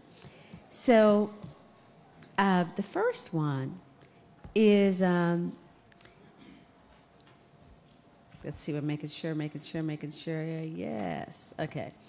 The first one is for you to think about a headline for what you're doing to leverage power of Black women's leadership. So, am I making sure? Yes, this is group one, yep. So, think of a headline. I'm going to give you a minute. Think of a headline. So, this is basically the short and sweet. There'll be a 2-minute timer. When you hear the song Flashlight, you know that time is up. And also for folks in the audience, you can go ahead and answer the same question using the hashtags, and we'll be looking for that as well. So a headline for us on what you are doing to leverage the power of Black women's leadership and influence, and that's impact in philanthropy and economic justice, right? Everybody got that? And we're going to go in the order that I read. So this is going to be Lori, Heather. Heather was here, right? No? Okay. Huh? This right. Right. Oh, this mic is not working? Oh, yeah, of course. Lori, do you have a mic? No, it's empty. Okay, thank you. Okay, so it'll be Lori, then Heather, then Tanya, then Janae, then Kim, then Joy, then Renee. But I'll make sure y'all know. Okay. Stephanie made it, yes. Okay, thank you. All right, we're going to work it out. Thank you, Lori. All right, is my 2 minutes starting? Yes. Wonderful, I can't wait to hear Flashlight. So, our headline, from my perspective, would be empowerment. We are very deeply rooted in empowering women economically. And so one of the things that we do through the Coca-Cola Foundation, as well as through our strategic leadership and giving, is look at ways that we can provide funding to organizations and programs that are supporting women's economic development. That could be through job skills training, that could be through financial literacy, that could be through wanting to start a business, because we understand that when women are empowered, in particular women of color, that they're going to give back to their families, to their networks, and to their communities at large. So that would be our headline, empowerment. Look at that. And you had like a minute plus to go. That was awesome. You go, girl. Give her a hand for that. So Stephanie, do we need some mics then? Do we have mics? I need to. We got it. Thank you. Hey, oh, there you go. Hey, look at love. Oh. Hello, ladies. Hello. And the fellas. I would say, are you really powerful? Because I ain't sure. Would be my opening, because, you know, one of the things that we've been told repeatedly as a community is that if we just vote, that's enough. In reality, voting is only one portion of the power we exhibit as a community, and especially the power we exhibit as Black women.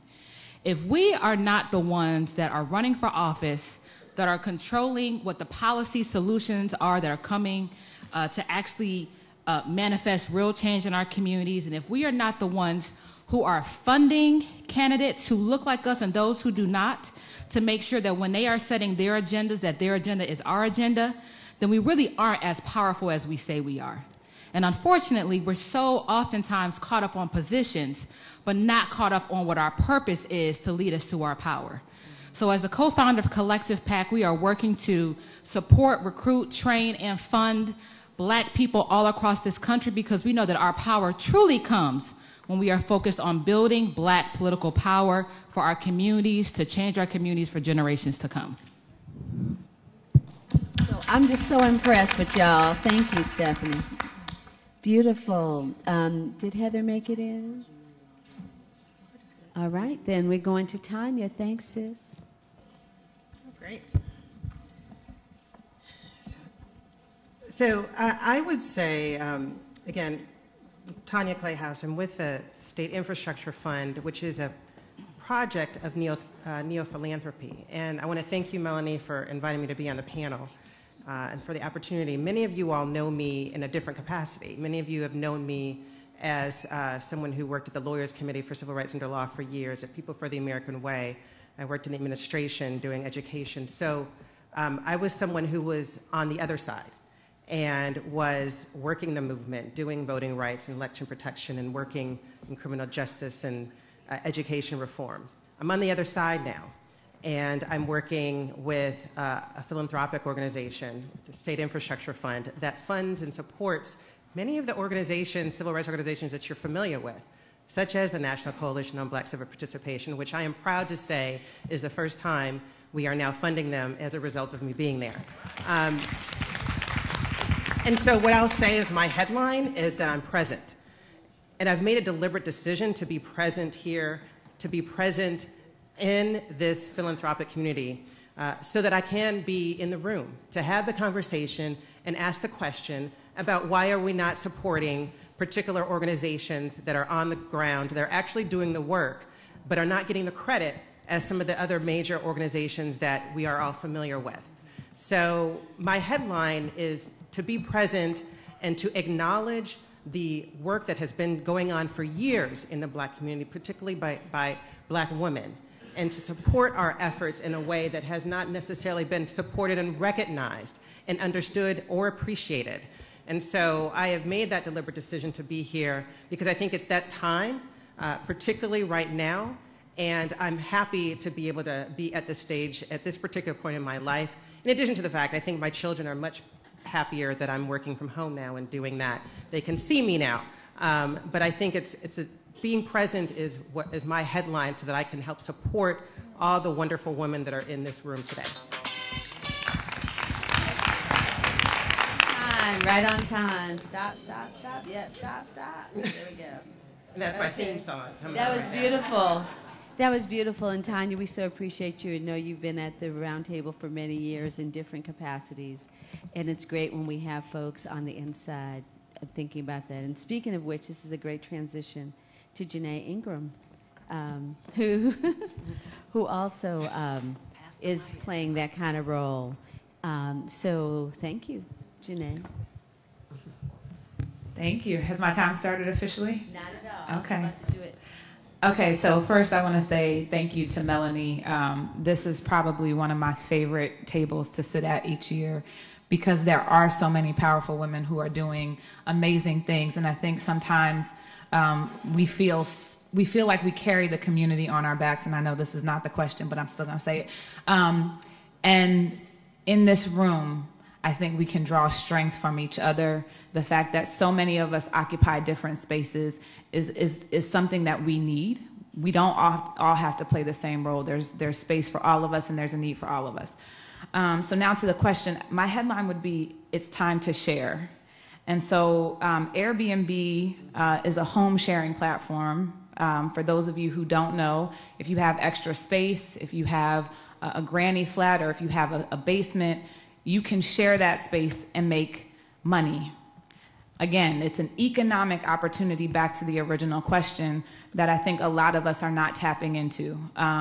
Additionally, we have another part of our platform called experiences, where you can share your hobby, you can share your talent, the thing that you do on the side, your side hustle. You can share that and have people pay you to teach them your side hustle. So sharing, my role in the company is to share this information with communities and with women like you and men like you who are in the room. And I'm happy to play that role. Internally, I share information with my networks. I share information internally about how we can better show up with various communities. And so, again, the timeline is it's time to share. And if you all are interested, please visit airbnb.com for more information on how you can share and make money, because that's really what this is all about. Awesome, thank you.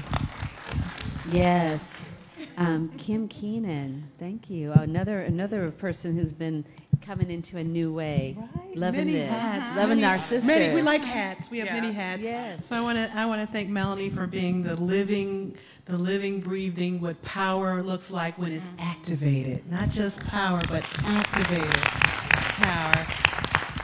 So I'm very pleased to be here today. I'm at Odyssey Media now, a woman-founded company, a Black woman-owned company, 100%. And every day, we want to make life better for Black women. We live for that. Our corporate culture is Black women. And what we've been doing is we've been working with our strategic partners, and Lori Billingsley and Coca-Cola is one of our very favorite corporate strategic sponsors. Don't tell the other ones. But we work to make sure that the fastest growing segment of the business community, Black women, starting their own businesses. So my headline is, sisters are doing it for themselves.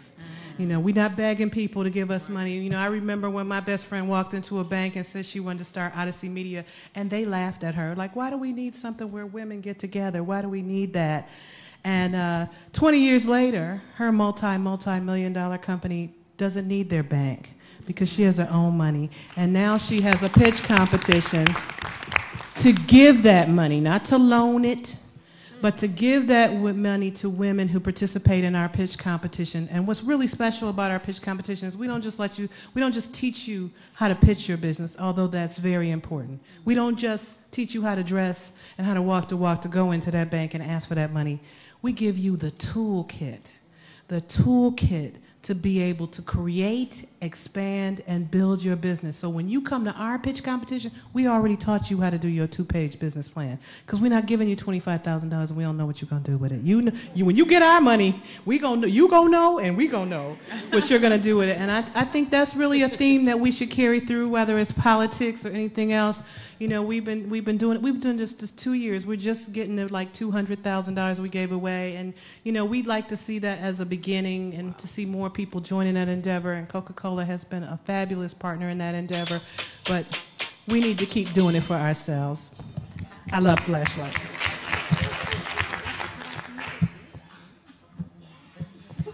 Oh, hashtag Odyssey Media.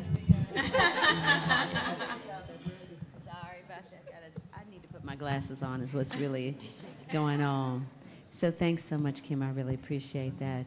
So we are going to come over to Joy Owens. Oh, and you need a mic. We got to figure this mic situation out. Yes. Don't worry, I haven't started the time yet. I'll be quick to make sure that I stay in my timeline.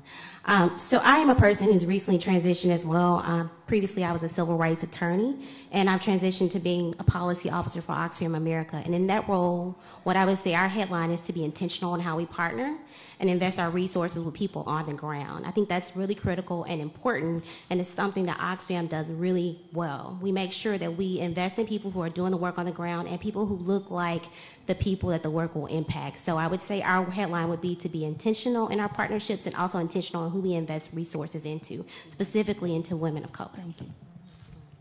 I did give my time. That was amazing. Thank you so much. So next we're going to have Renee Redwood. Well, since I do math and she had 30 seconds, I'll take 2. What?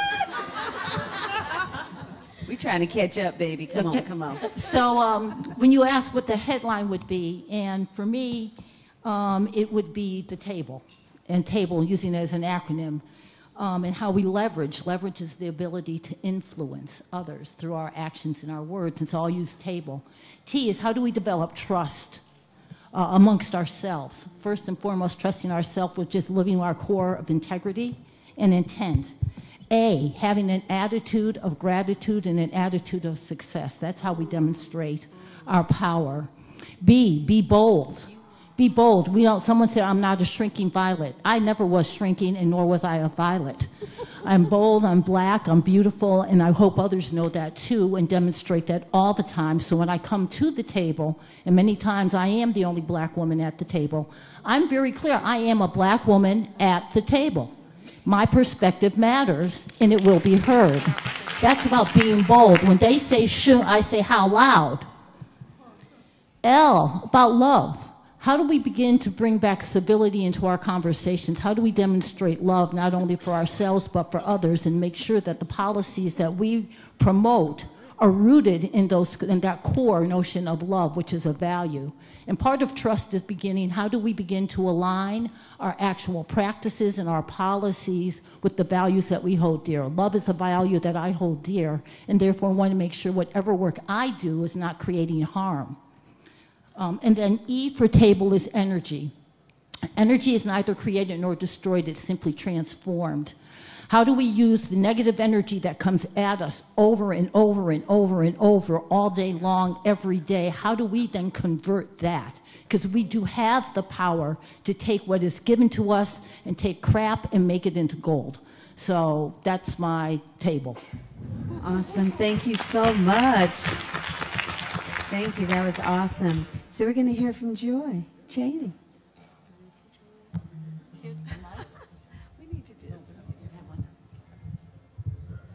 First of all, I love the overrepresentation of joys in this whole roundtable. I'm so glad to be here again for the second panel, carryover from the first.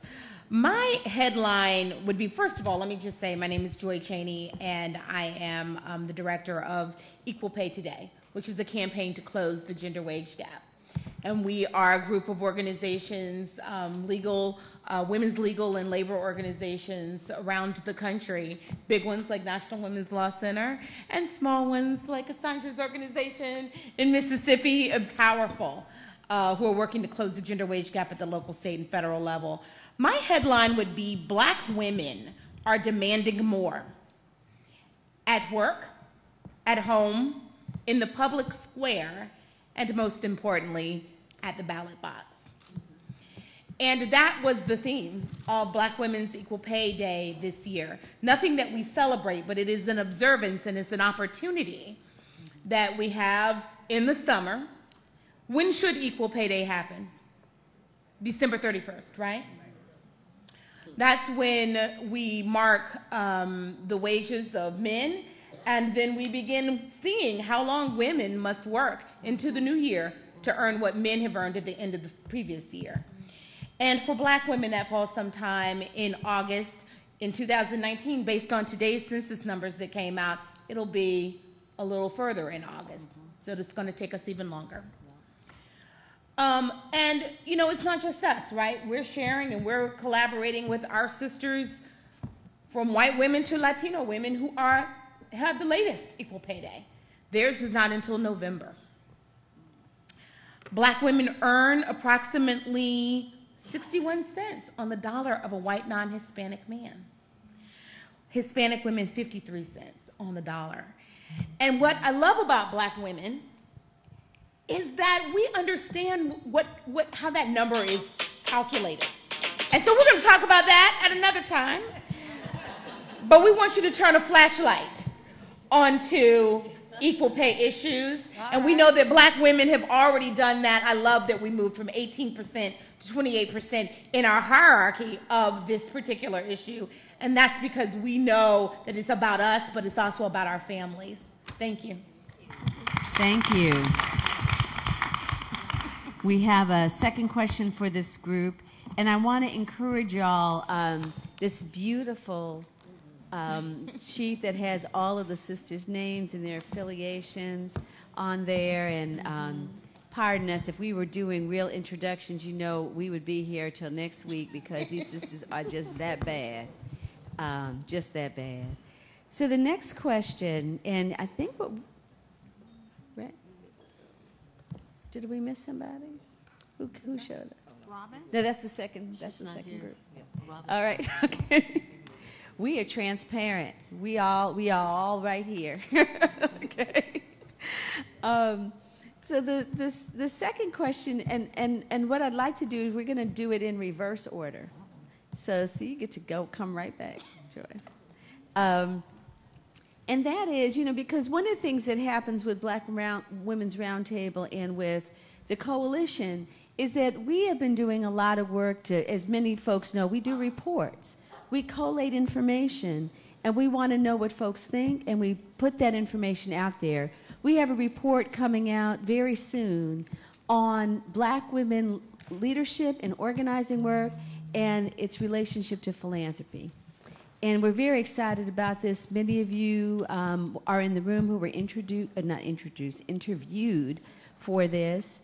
And we're really excited about the findings. And we did, I think, a really good job of reaching out to all kinds of Black women, trans, you know, cis, all kinds of folks, to really get into how are we doing this work, what are we learning about how we're doing this work, and how are we not supported. So one of the things we want to ask you in this next lightning round is if you were to make a recommendation to philanthropy about how to invest in Black women, what would that be? And this is for our first group, and I know that there's folks on the second group who'd be like, and yeah, I want to answer that question. And I want to say anybody can answer that question. Just put hashtag Sistar Power, and then I will be able to see that, or any of the hashtags as I'm looking. So if you have an answer for that yourself, go ahead and share it. But we're going to start here with our panel. We're going to start with Joy Cheney, and we're gonna do the same. I'll do this one quickly.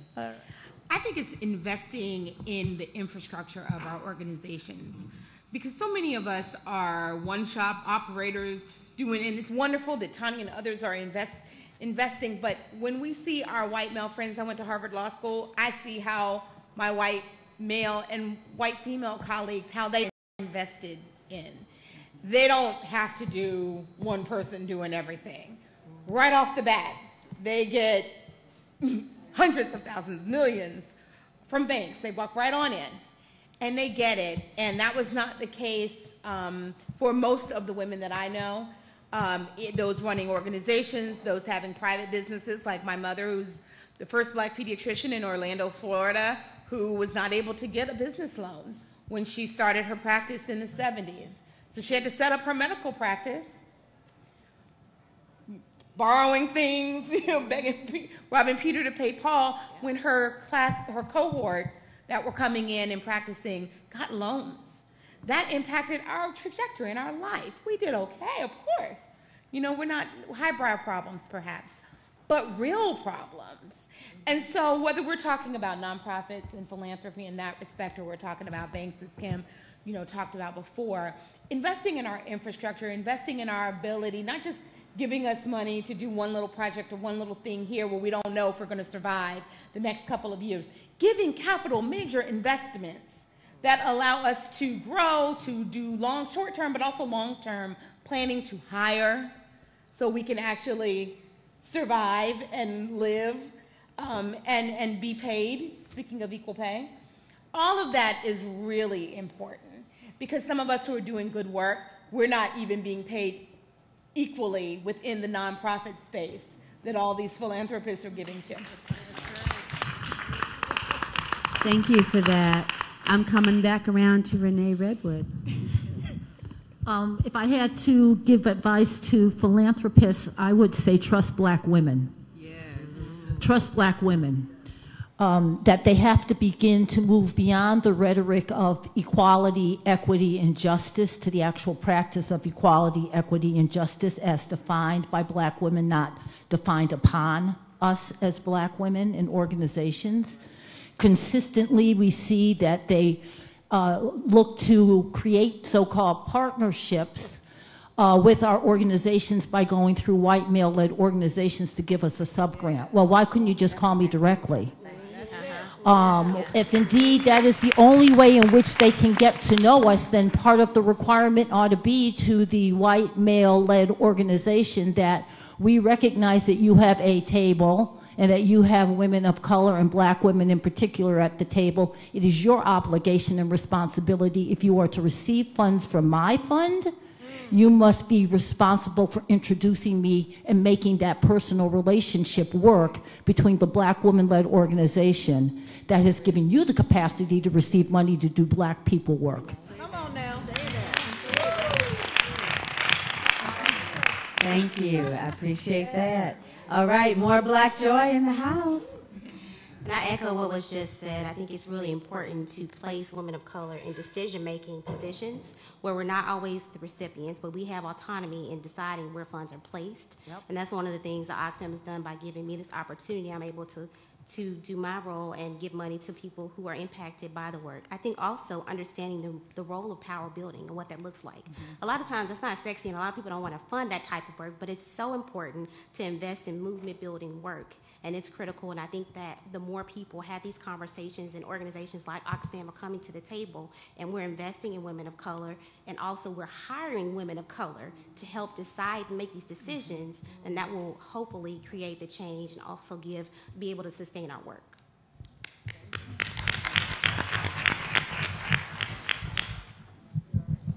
I already know. So I'm all about investing in the movement. I know, I have seen, I have been there, and when you invest in the movement, you really invest in moving us forward. And to switch the gears, when you invest in women, especially when you invest in Black women, all you need to do is to look at the stats to see. When you invest in Black women, you invest in the Black family. When you invest in Black women, you invest in the Black community. When you invest in Black women, the Black dollar stay in the Black community longer. When you invest in Black women, they hire Black people. Right. When you invest in Black women, they make the right choices and they build on their success. And so when you invest in Black women, the business case is clear that you will benefit from that practice. And we have to start owning that and not feeling like, well, I work real hard at my company and, we just work real hard. We got to stop that. We got to work smart, because if we come in with that kind of attitude, then that's what we're telling people, that we not comfortable with our success. We're not comfortable with what we have built. And when I look back at my families, everybody can look back at their mother. My mother was a business. That's how I sit here today. And so, our businesses do not fail at the rate of other businesses. We should be able to walk in anybody and say, I'm a Black woman, you can invest in me because you know that I'm going to get up earlier, I'm going to work later, and I work for myself. I'm going to work 10 times as hard as I was already working for everybody else. And we need to carry that as a badge of pride and honor, and stop acting like, you know, it's like we have to soft sell it. We can sell it like everybody sells everything else in America. Amen. Yes. And I didn't get the music. Oh, wow. Here we go. So are we getting you a mic, Tanya? Oh. And then Janae's, yeah, I'm sorry. Am I next? Yes, you Okay. are next. Okay. So I want to echo Joy Cheney. I think entrepreneurship is something that needs to be invested in. Black women are the fastest growing entrepreneurs in this country, the fastest growing group of people who are entrepreneurial and who are starting businesses.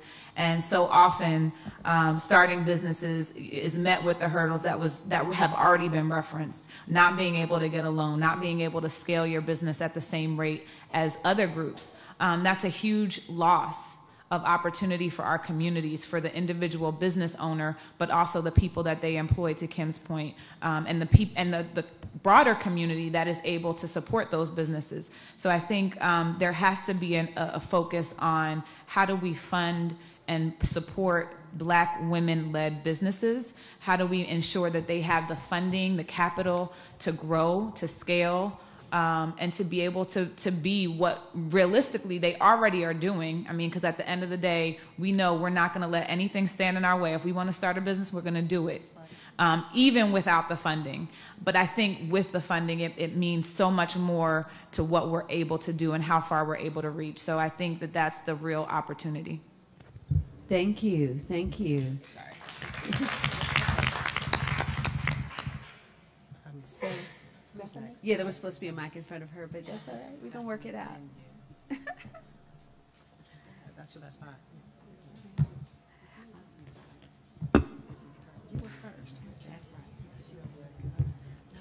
And I was so remiss the last time to not say thank you to Melanie for being a real deal at all times, and for never wavering to bring us together. I believe truly that this would not happen in the way it does without you, Melanie. So thank you, and the entire team.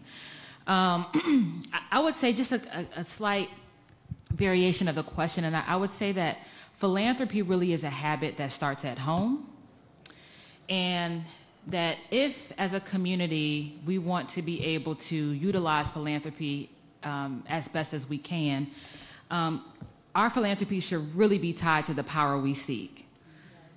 It should really be tied to the power we seek. And I just think about tithing. You know, we tithe. Siobhan, let me know if I'm wrong. We tithe in one way so we can seek the power of the Lord to transform our lives. Okay.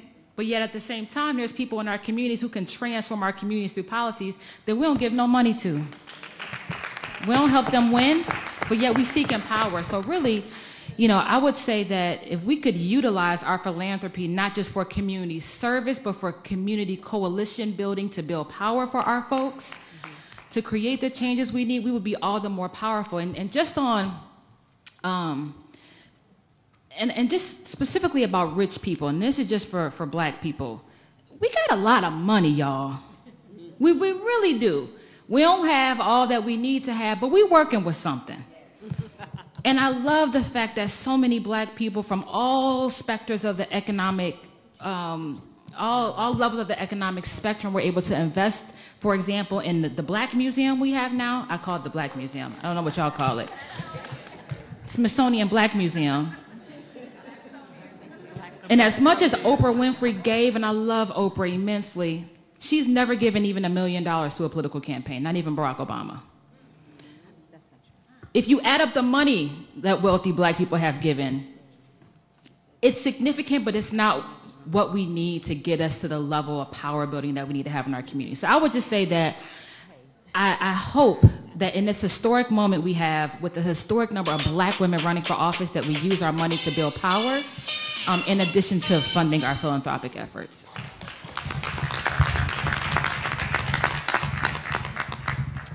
All right, Lori, you get the last word. Oh, I'm sorry, Tanya, then Lori. Sorry. That's fine. So I appreciate the question. And again, I go back to what I originally said about being present. I think if something that I would tell those who are in philanthropy that are working in the foundation, something that I keep in my head, but I'm much more polite about it when I'm in the room, is I'm going to call out the BS.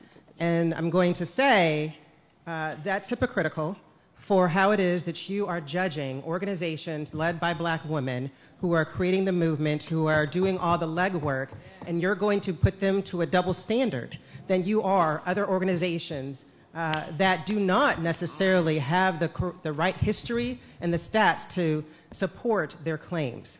And while I think and while I appreciate the fact that there are really great people who are working in the field of philanthropy, and I'm working with a lot of them, but I also understand that there is an inherent bias when it comes to our Black-led organizations and how it is that we're judging them and rating them as to what it is that they should be required to do with $25,000 that they got 30 days before the election. So once again, and I'm seeing nods because you all know what I'm talking about.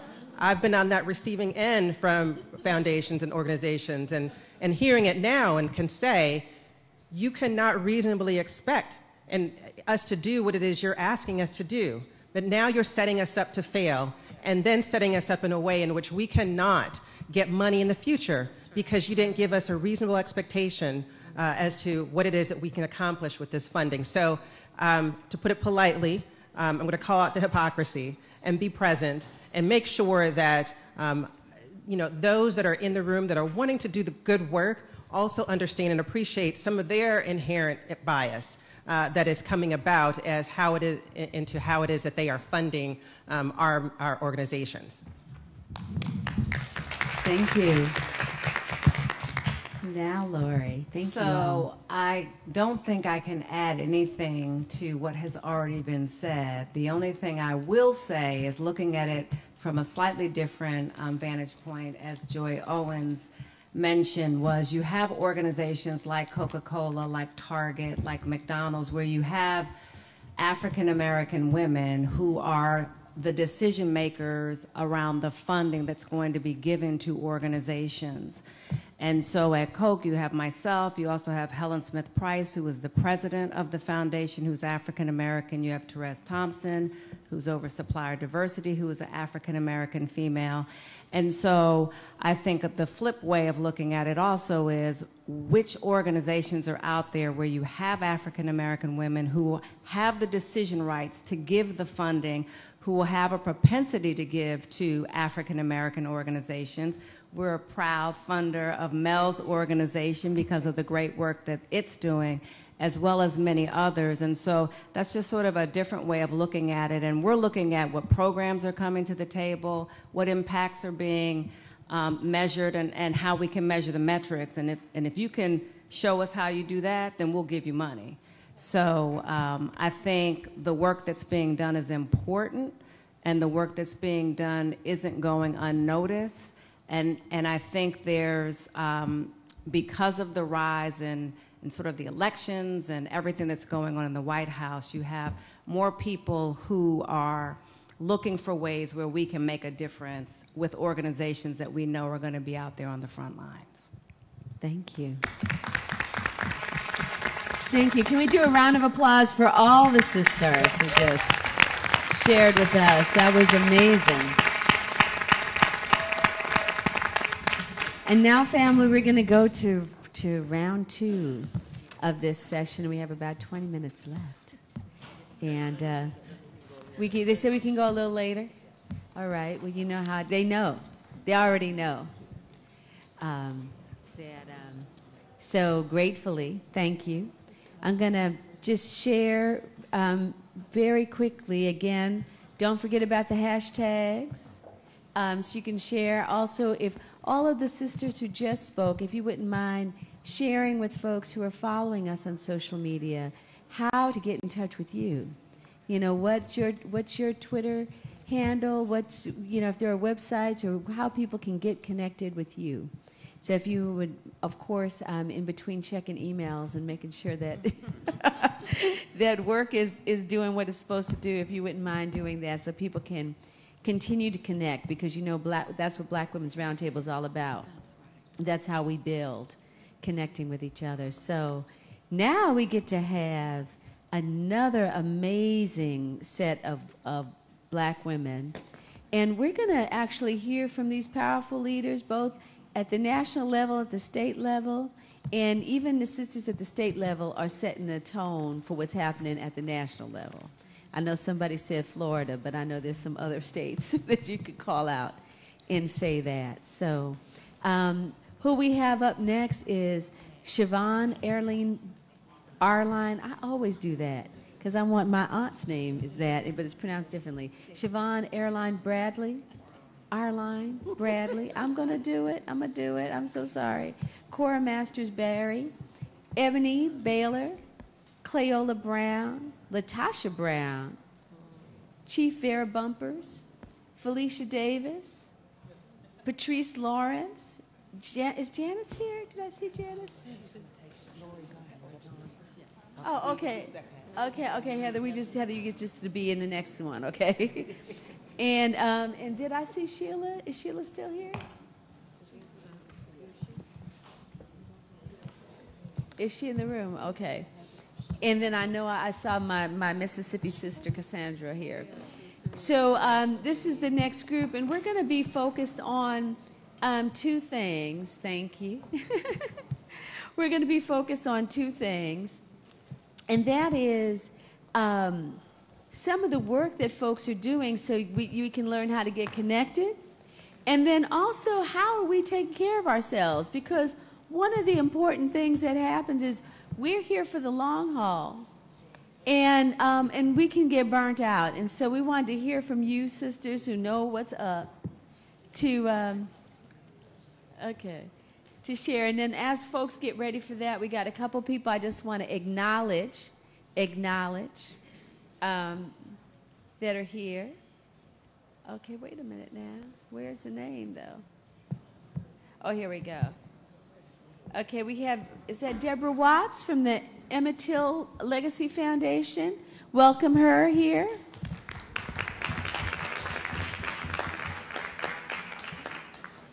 And we have Dr. Kristen Brody, right, here. Yes, go ahead and clap. And I know in these times we definitely want to be on top of what's happening with the Emmett Till Legacy Foundation, and you can do that at emmettilllegacyfoundation.com, so make sure you take a look at that. So welcome them all. So let's give a hand clap for all of our sisters who are joining us in this next panel. And we're going to start with you, Siobhan. We're going to start with, if you could say a little bit about how folks can, oh, yes, we're playing Pass the Mic. How, what are some of the ways in which people can get involved? And of course, this is the 2 minutes, so of course, think about that. And then, and if you could share a tip for folks who are in this work for a while, like how do you hang? And before we do, I'm on mommy duty, so I have to leave because the school just texted me I gotta get my baby. So please forgive me for it. He's okay. I just got a daddy switched on me. I wasn't planning on that for the panel. So now we can start my 2 minutes. Good afternoon, sisters. It is great to be here. Melanie, thank you so much. Love you to life for your work. Fellow Delta, fellow freedom fighter, and to the sorors and sisters in the room, good afternoon. Very quickly, what can you do? I'm going to use the headline question to help me with what you can do. And one of the things that I've been thinking about is how do you stay alive from the inside out? And the opportunity to be strategic. What Black women have to do is refocus our energies around our strategies. We do a great job of roundtable talking and have a hard time with the full kind of accountability that it takes to get to that next level. And when Black women decide to do it on their own, that's actually when it works, when we get accountable to each other. And so I'm here to encourage us to think about our own accountability plans. Who's going to take on what, how, and when? And then when are we going to write that down together? Because I'm also a person that deals with research, and I understand that we have to also begin to document our work. Video document, write it down. If you don't see it, it didn't happen. So first, sisters, we have to be on top of ourselves, being accountable to our work, publishing our work. And then the last thing I would say as we're thinking about what we can do is think about our sectors. I'm here not as Delta, but as Reach Beyond Solutions. And when I started my own business, it was to package what I knew God made me to be: religious, a leader, and a health leader. So executive leadership, understanding what that means to even be an executive leader, but also what it means to have religious leadership. This context of faith and advocacy has to be married. And the idea of health and health equity means that we can change policies in healthcare, we can change policies anywhere. And so the last tip was, I think, what you can do to take care of yourself. Self-care is based on how you look at yourself and how you see yourself. You have got to see yourself the way God sees you. And that is an efficient vessel to be used to save other lives. And so I hope that you are encouraged to begin to look at yourself in the mirror and begin to see your beauty, because beauty starts with you understanding, wow, if I'm well, that means other sisters are going to be well too. So God bless you. Y'all forgive me. I'm going to have to make sure my baby's okay. I'm going to kill my husband. But anyway, thank you so much for this opportunity, and more to come for this roundtable. All right. Thank you. Thank you. Do you want to introduce Cora?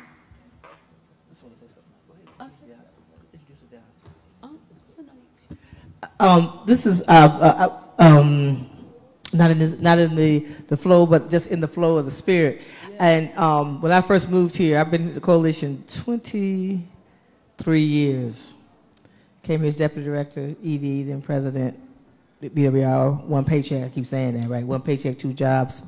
But when I first came here, and we talk about equality, we talk about a lot of issues, but I just always, when I get a chance to say this, about one of my sisters and mentors who, when the brothers, after I worked a long time, shifting the organization in a rough time, went to go decide they were going to give it to a brother now and say, thank you, sister, but you can leave now, is that Cora Berry was there and some other sisters were there. And so every time I get a chance, so that's on a personal level. And we worked together those 23 years, but she always was there for me in a way that, you know, we go sit on the porch and strategize on things, but also just be there just to be on the porch. And that's part of that power table. So there's many other things. We all know Cora Masters-Berry is a political strategist. You know, I met her with the Million Man March in 95, Felicia? 95, and we did the voter registration for the Million Man March, which is now many years ago now. You know, we know her as the late Marion Berry's partner in building power and sustaining power for black folks. And so many other things that she's doing with the Recreation Wish List Committee. But just wanted to say thank her for always, you know, answering my phone calls. Whether she on the beach or she working on the tennis courts, and always being there, and thank her for just a lifetime of service. So just indulge me with that moment of privilege, and thank you, Cora. Thank you, Melanie. I love Melanie. Give Melanie a hand. I just love her. I always describe Melanie as the Dr. Hyde of our time. She's in the room where it happens. Sometimes she's the only woman. Many times she's the only woman. And she certainly is always a voice for us, so I appreciate her. I don't want to talk very long at all. I just want to say that all my life I've been political science professor, obsessed with voter registration. She said Million Man March. But one of the things that were consistent in my life was young people, because I've always felt a connection to those that are coming behind me. So as I transitioned from one position of political science professor, then I became First Lady, which title did not fit me at all, but I found a way to use that opportunity to empower our people, our children. And I always say, before there were black women, there's a black girl. And I began to really realize that sometime if you want to get young, if you want people to be like us and do what we're talking about, got to start a little younger. You got to start conditioning them and programming them to the importance of their role. And I say that, and when I say that, if you want to know a prime example of what can be done and what's being done in our communities to make sure that our young women become powerful women, I have one word to say. You ready? Serena.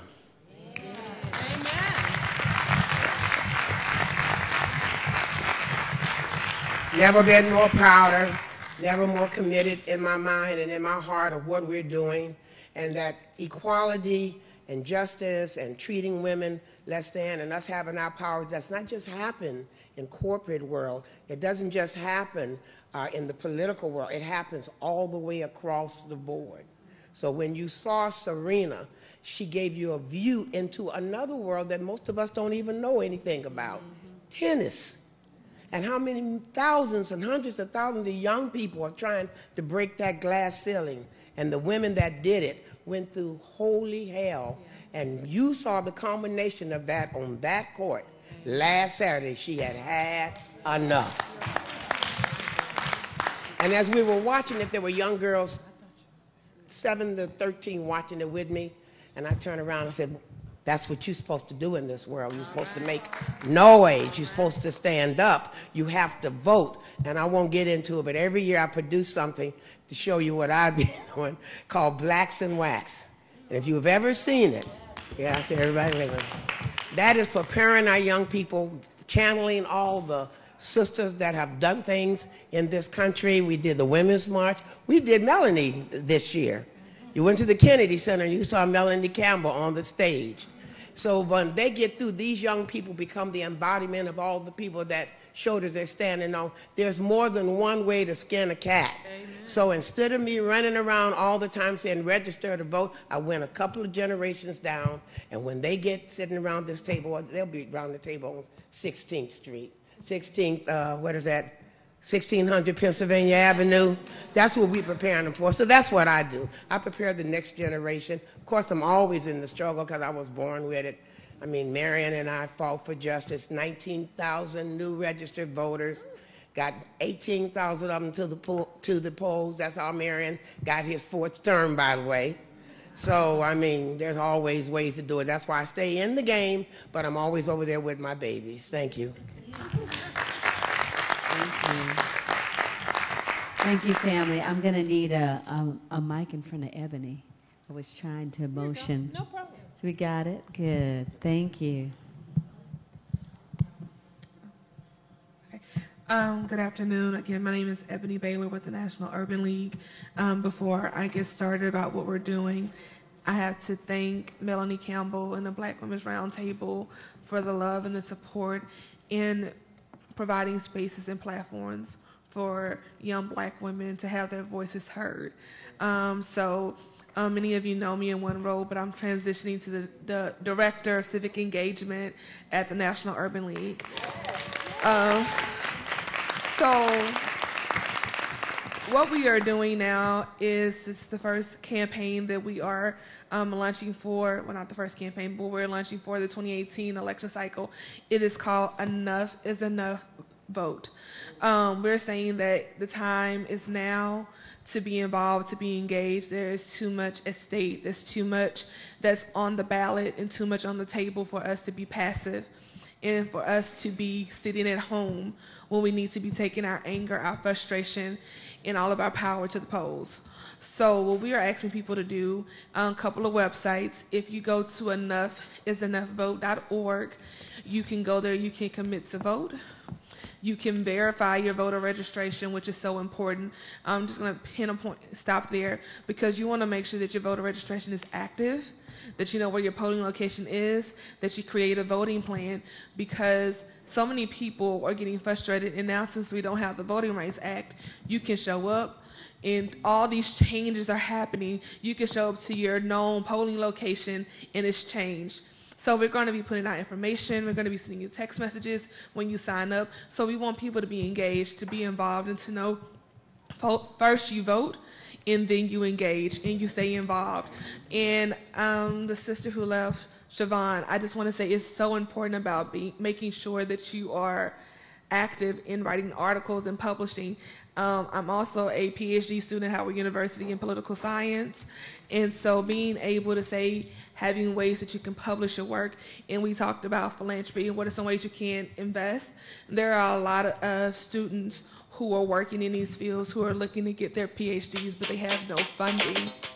So if you're looking for ways to be involved and to provide funding, that's also another avenue, because if we don't do the research, we don't show up. So I just want to say that. Thank you. Thank you, thank you. We have Miss Cleola Brown next, a longtime ally over at APRI. In the house. Hello, sisters. And first of all, looking around the room, I want to say thank y'all for staying here. Okay? But thank you, Melanie, for always being inclusive. And well, see, that's the kind of sisters, and Cora's got the little finger going, too. Those are the kinds of sisters that certainly make a difference. And when you ask the question, the first thing that comes to mind is that grassroots get it done. You know, there are folks who we never see at some of the tables that we're privileged to sit at. They don't have a PhD or an MD or the DDs or the whatever Ds you want to talk about behind their name. And I'm not bumping that because my mama worked hard to make sure I had a college education too. But looking at what happens is the end product that we're talking about, and for us to be always aware, not to always want to start for the photo opportunity, but to look at the people who make that photo happen, who we're supposed to be working with and working for. Most of the times our community, and that's what I do, I work for the A. Philip Randolph Institute to try to make sure that I don't forget the principle that was laid out there at first. Go to the community and make sure that you respect that community and pull the people along with you so that they are empowered to keep the work going. Our work mostly starts off with people getting pissed off, and if you're offended, too bad, because some more will probably follow after that. But looking at places like Michigan, and I'm going to talk as fast as I can, where they were taking away the ability to vote down straight down ballot voting, and you know that was the kind of training that we were doing, just vote Democrat and go all the way down. It's not applicable any longer because some Democrats ain't Democrats, and if you're offended, some more of that is coming too. But in looking at issues and looking at what impacts our community, making sure that our people get an opportunity to really feel like the fight is theirs, to identify that they are the ones that have to make it happen. That's where we have an obligation not to forget or to pass by. And that's how we stay strong, especially as women. Women don't look to have all of the weapons. We just want to be mad enough to get it going. And it don't take a whole lot to make us mad enough to get it going. If you don't believe me, watch ahead. And when it starts moving to the side and the hand goes up in the air, that's when we're ready to rock and roll. So it's that kind of strength that Black women bring to the table. And I say to you, sisters, let us not forget where the first obligation is. It's to the communities in which we live.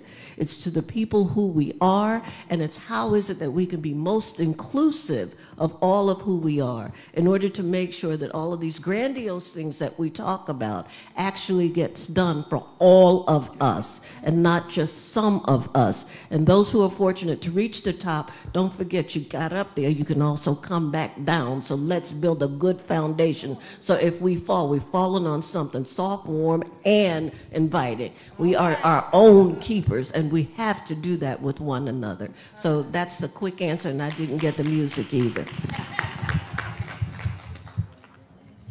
Thank you. We got my other sister, Brown, Latasha Brown. Black Voters Matter.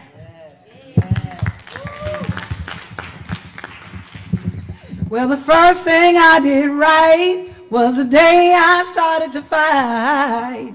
Keep your eyes on the prize and hold on, hold on, hold on, hold on. Keep your eyes on the prize and hold on. I always start before I speak singing because I think culture and context matters.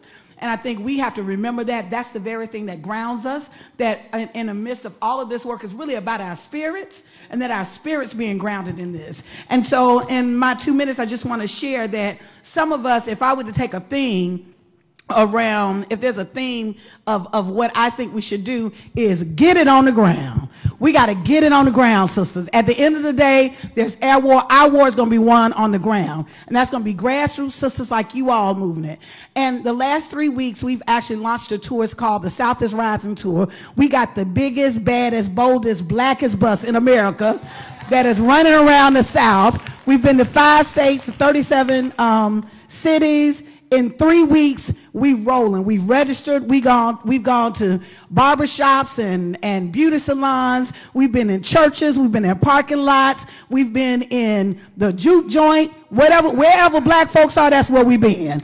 And it's working. And so I say that because as we've been going around on the ground and people are waiting to really hear a message beyond, oh, you just got to vote. They're waiting. There's a couple of messages that we're doing. 3 things. 1, we're going to tell black folks, you ain't forgotten. You matter. We matter. I matter. We love you. Second message is, you ain't powerless. It don't matter if you live down in Randolph County, Georgia. We can stop some things. Can't we, sisters? So that's the second message. And the third message is, when we work together, we win. So Florida ain't by accident that there's an African-American brother leading the ticket. Georgia ain't by accident because there's a sister leading the ticket. Mississippi got a brother that is on the U.S. Senate. That ain't by accident. They're saying why the polls don't know, because the polls ain't talking to us on the ground. Because if you were on the ground, you would have known it. So at the end of the day, I'll just say that if you want to follow us, 79 text, we matter, 797979. We matter, 797979. All right. Peace and power. Yes, yes. Thank you, Felicia Davis. Okay, I was glad to be your background singer. I don't get that opportunity often. So I noticed in the survey, in the poll, that previously we didn't really have a need to kind of survey environment. And this year we included environment, and so it says 3%. And what I noticed, we also kind of looked at the poll and we see ourselves shuffling around. And as I looked at the issues, I was like, oh, I'd have a very difficult time ranking them, because there's no way that they aren't all critically important to me. But as we step forward on the environmental agenda, where we have always been, and we put it, because they're not going to get there. They're not going to solve policy and climate. They thought they got there, but you can't get anywhere without us. And when black women get on that agenda, we will pull it over and turn it around. Now, I'm hoping we don't need too many more storms to hit. You know, we were the poster kid with Katrina, and me, Latasha, Melanie, we all stepped up. So for me, I'd say in this moment, it is encouraging to have environment on the agenda for the Black Women's Roundtable, which is really important. Now, the other thing is about what we can do. So as I look around, we have to give more. I look at all the institutions that have been important to me. I didn't have a very big role in them being there. And some people had to be looking really far out. For there to be a Howard University or a Clark Atlanta University, somebody was projecting way beyond anything they could benefit from. And they were doing it with pennies. So we have to go back to not just tithing in church and not just giving because your kid's in college, but knowing that our institutions are important. So with the HBCU Green Fund, that's really important, but I'm going to steal one more minute, because in addition to us giving, I'm one sister that's going after those endowments that were built on our back. It's time that we ask for what's ours. So that's my final message. Thanks. Thank you. Thank you so much. We have our sister Patrice. Hello, everyone. My name is Patrice Lawrence. I am the National Policy and Advocacy Director for the Undocumented Network, a network of Black and undocumented, currently and formerly individuals. We are led by and made up of Black undocumented people, and I am undocumented. This question is so loaded. Being on this panel is so loaded, and I have so many emotions in this space. I'm very grateful for a lot of people at this table. The Undocumented Network is sponsored by the founder of one of the organizations around this table, and I thank you. I have another individual around this table who got arrested in February on behalf of Black immigrants, and I thank you. And I'm sitting across from another black woman who made sure that our issues were lifted up on a national panel in Phoenix a few weeks ago, and I thank you. I feel the strength and the support of black women, and I appreciate it, and we need more. One of the things that I'm currently sitting with is I'm in the middle of running a lot of deportation defense campaigns, and it is terrifying. And black people, black women, black children, black men, black girls, black boys are being arrested and detained at an incredibly rampant rate. I'm terrified of police officers, and I'm terrified of ICE. I believe that we have the power to abolish ICE in our generation, and I stand very firmly with that hashtag.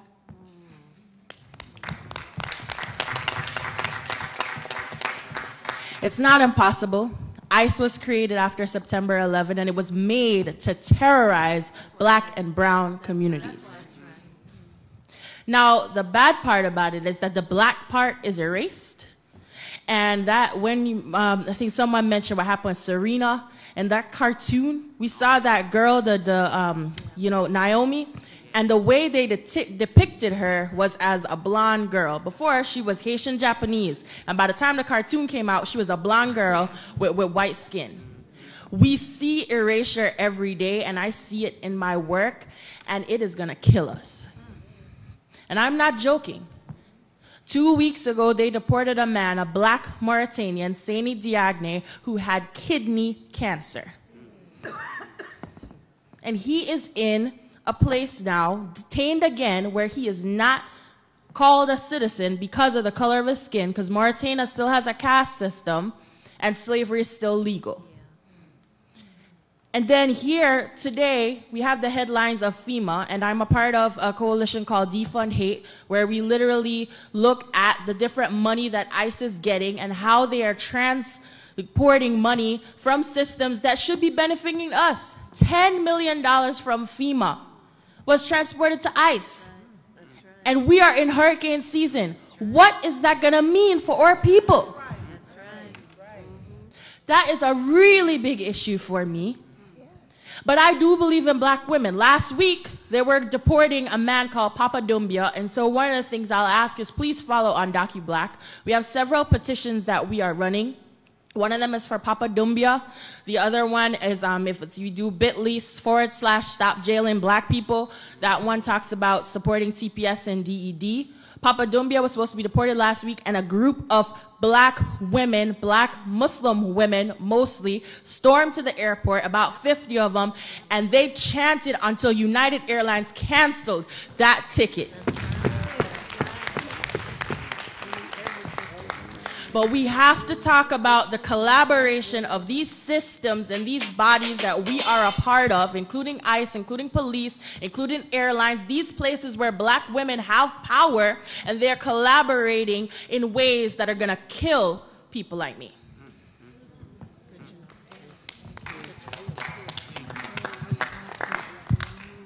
Appreciate you so much, and a lot of folks like people like me whose people are on DocuBlack. Just appreciate all that you all are doing. So we just take a breath and be in that for a minute as we move to transition.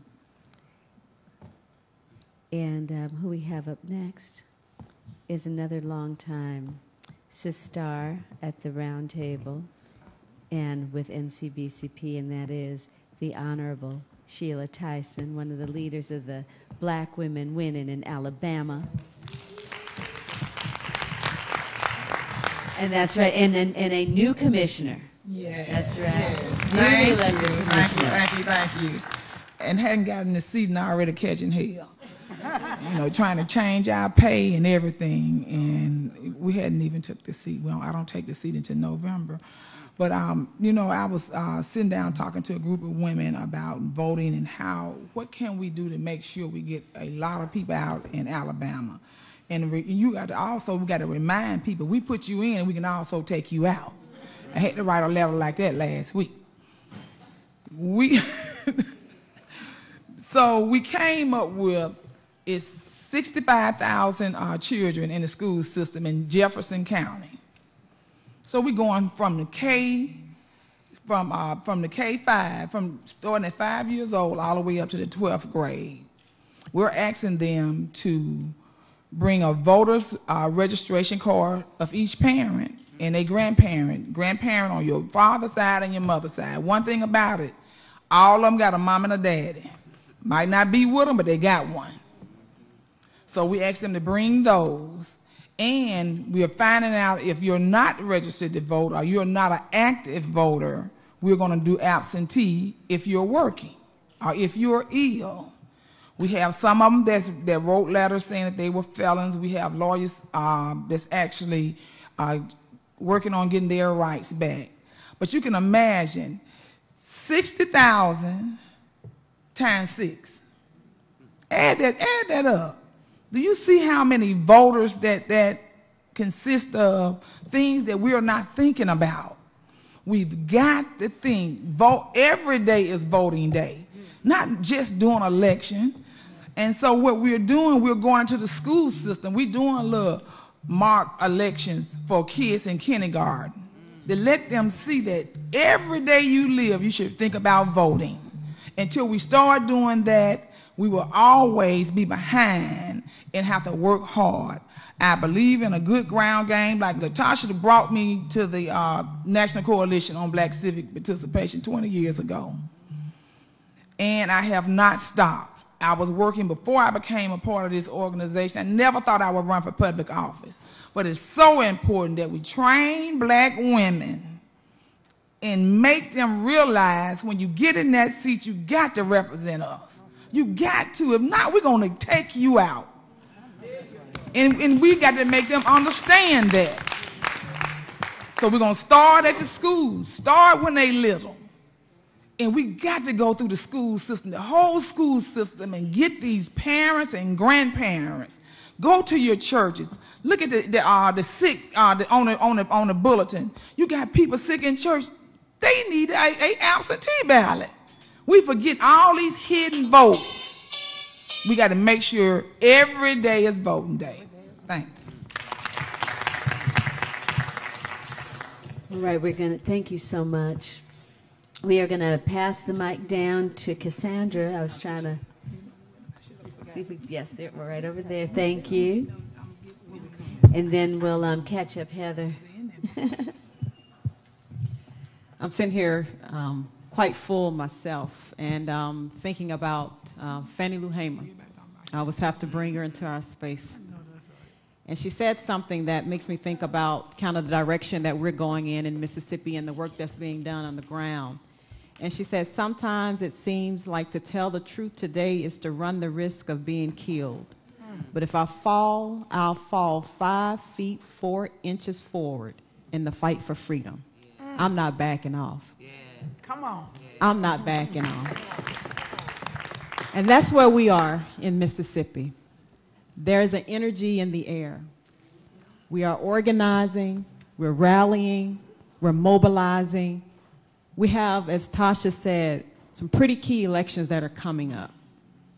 For the next 4 years, we have some amazing work that has to be done. That's right. We have the census and redistricting that's happening. 10 years ago, we lost a congressional district. We can't afford to do that. And so we are mobilizing and we are organizing our women and connecting. We have the grass top women who get the issues and are ready, but then we also have the grassroots women who are living paycheck to paycheck, just trying to put food on the tables. And what we have to do is be able to connect the economic justice story to their kitchen tables. And that's what we're doing. Talking about who you elect in these offices also controls that Medicaid, that controls that health care, that controls that policy that may be coming down around work requirements if you have Medicaid, right? So those are some of the connections that we're making. And so we're really excited about that work, working with Makani to really map the gap to see where we are strong in our alliances and in our coalitions. That's the work that we are beginning to do on the ground level. We're really excited about that. And Mississippi doesn't have a minimum, well, we're not able to push a minimum wage law, but we're using this equal pay campaign as a way to lift up the story around women's work and women's wages so that we can say, well, we may not be able to get a minimum wage law on the books, but we can get an equal pay law on the books that will help begin to close that gap and then give us a platform that we can talk from to say women matter to this economy, and low-income working women and black women matter. And so that's where we are, and we're excited to move the work. We ain't backing off. I know this. Thank you. Thank you, my sister. Before we hear about the amazing election toolkit and stuff that's going on, I want to give Heather the 2-minute opportunity to share a little bit about the work you're doing and how people might get involved. All right, thank you so much. It's great to always be back at the Black Women's Roundtable. Melanie, thank you for inviting me again. I currently work in the corporate space. For those of you that don't know me, I worked for President Barack Obama for 10 years in a variety of capacities. I'm just starting to talk a little bit more about that experience because I have learned that people need to know that there were women that worked in the White House, black women that worked in the White House, and then also worked on the campaign, in the field, at the foundation, on the political side. It's important. So some of my colleagues and I wrote a book called West Wingers. It's coming out at the end of this month. So you're gonna start to see us in different places, talking about our experiences, and really with the hope of, I want more black women to work in policy. I want them to work in government. I want them to think I can grow up and work in the White House. I can work in the governor's office. I can work in the mayor's office. These positions are so important. I tell people all the time, I did work for a black president, but there were a lot of times I was the only person of color in a room. And in those rooms, decisions are made that impact all of us. So that is one of the things that I'm very passionate about. But the second thing for this 2018 cycle, my email is heather.foster@gmail. If you want to go to Georgia or if you want to go to Florida, please contact me. We're going to have to be on the ground. At heart, I am a campaign person. I do work in the corporate sector. That's why I was late, which is hard to explain political things sometimes. But it's important to be heard there as well. But I am a campaign person. I like to drive people to the polls. I like to show up at churches. I like to show up at barbershops. But if you want to be plugged into the 2 coordinated campaigns that are happening in Florida and in Georgia, email me. I have told both of the candidates that I am getting everybody I can to these states because it's going to be hard. It's going to be a fight. In Georgia, she's running against the former Secretary of State. That is the person that controls the elections for the state. So if you don't think they haven't planned and thought about this, they're ready to go. So we have to have as many people as possible. And so I think I yield my 2 minutes. And you did it. Once again, thank you for having me. Thank you. Thank you so much. And let's give a round of applause for all of the sisters who just presented. One of the things, Black Women Roundtable is not just talk. We actually a whole lot more do. We just do all the talking pretty much for the year today. And then the rest of the time, everybody's rolling up their sleeves, getting down. And one of the people who makes sure that we are rolling up our sleeves, getting down is Holly Holiday, who holds down, yes, clap it up for Holly, because she makes stuff happen. And I know a lot of y'all know that, that as we do this work, people have been talking about the year of the black women, but y'all know it's been the millennia of the black women. Black women have been doing stuff for thousands of years. It ain't just this year. And also how we support each other, and sometimes we're out there organizing and we're trying to talk to folks, but we don't always have all the information that people need. And so what the Roundtable did was, through Holly and through a number of folks around this table, was to figure out, like, what is it that's going to actually help us help other folks get to the polls, and even for the folks who are getting to the polls, because the other thing is, I live in Mississippi. We can get to the polls, and then people act like we ain't supposed to be there. So we have lots of work to do, and voting is just the beginning. So I want to turn it over to my sister to talk about this project. This is, thank you. This is really, really quick. I've put it up here for you. People have asked, you've heard why we need to do it. You've heard what we need to do. These are the tools to make sure that you can do it. We've also printed out a hard copy, which I know so many people have taken, but you can also download this online. I'm just going to turn to the middle of the book, literally, right here. This is the blueprint. And if you go online, each of these bullet points, you can click on it. It leads you directly to the tool to be engaged with. So you can register, you can verify. October 1, you'll be able to populate your local ballot, so you can do a sample ballot on your way in. We have lots and lots and lots of partners. We're always looking for more partners. If you know anything about the Roundtable, you know our table is big and wide. Our tent just keeps getting bigger. We have room for all. I encourage you to share this with your networks. I encourage you to use it, to take a look at it and see what happened. And most importantly, you talk about the ground game. This contains all the tools that you need to get it done. You can register, you can verify your vote. It shows you how to get people out.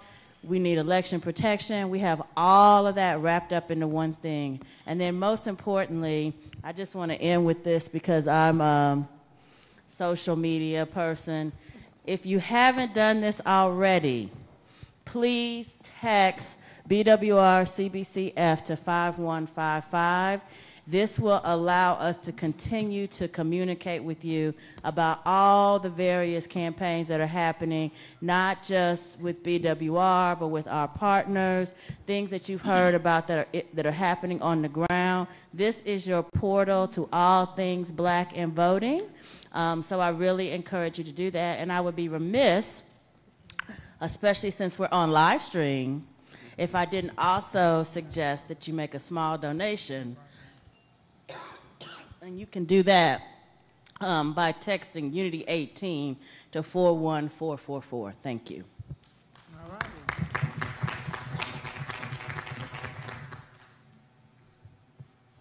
All right. Well, I'm going to turn it over to Melanie, but before I do that, I want to do another round of applause for everybody who participated. What an amazing day. Thank you. And make sure that you tell your friends to continue to stay involved, because again, we're about to do, the talking is just when we're here, but we're about doing it. So we're gonna, and I also want you to clap it up one more time for our sister leader, Melanie Campbell, as she closes us out.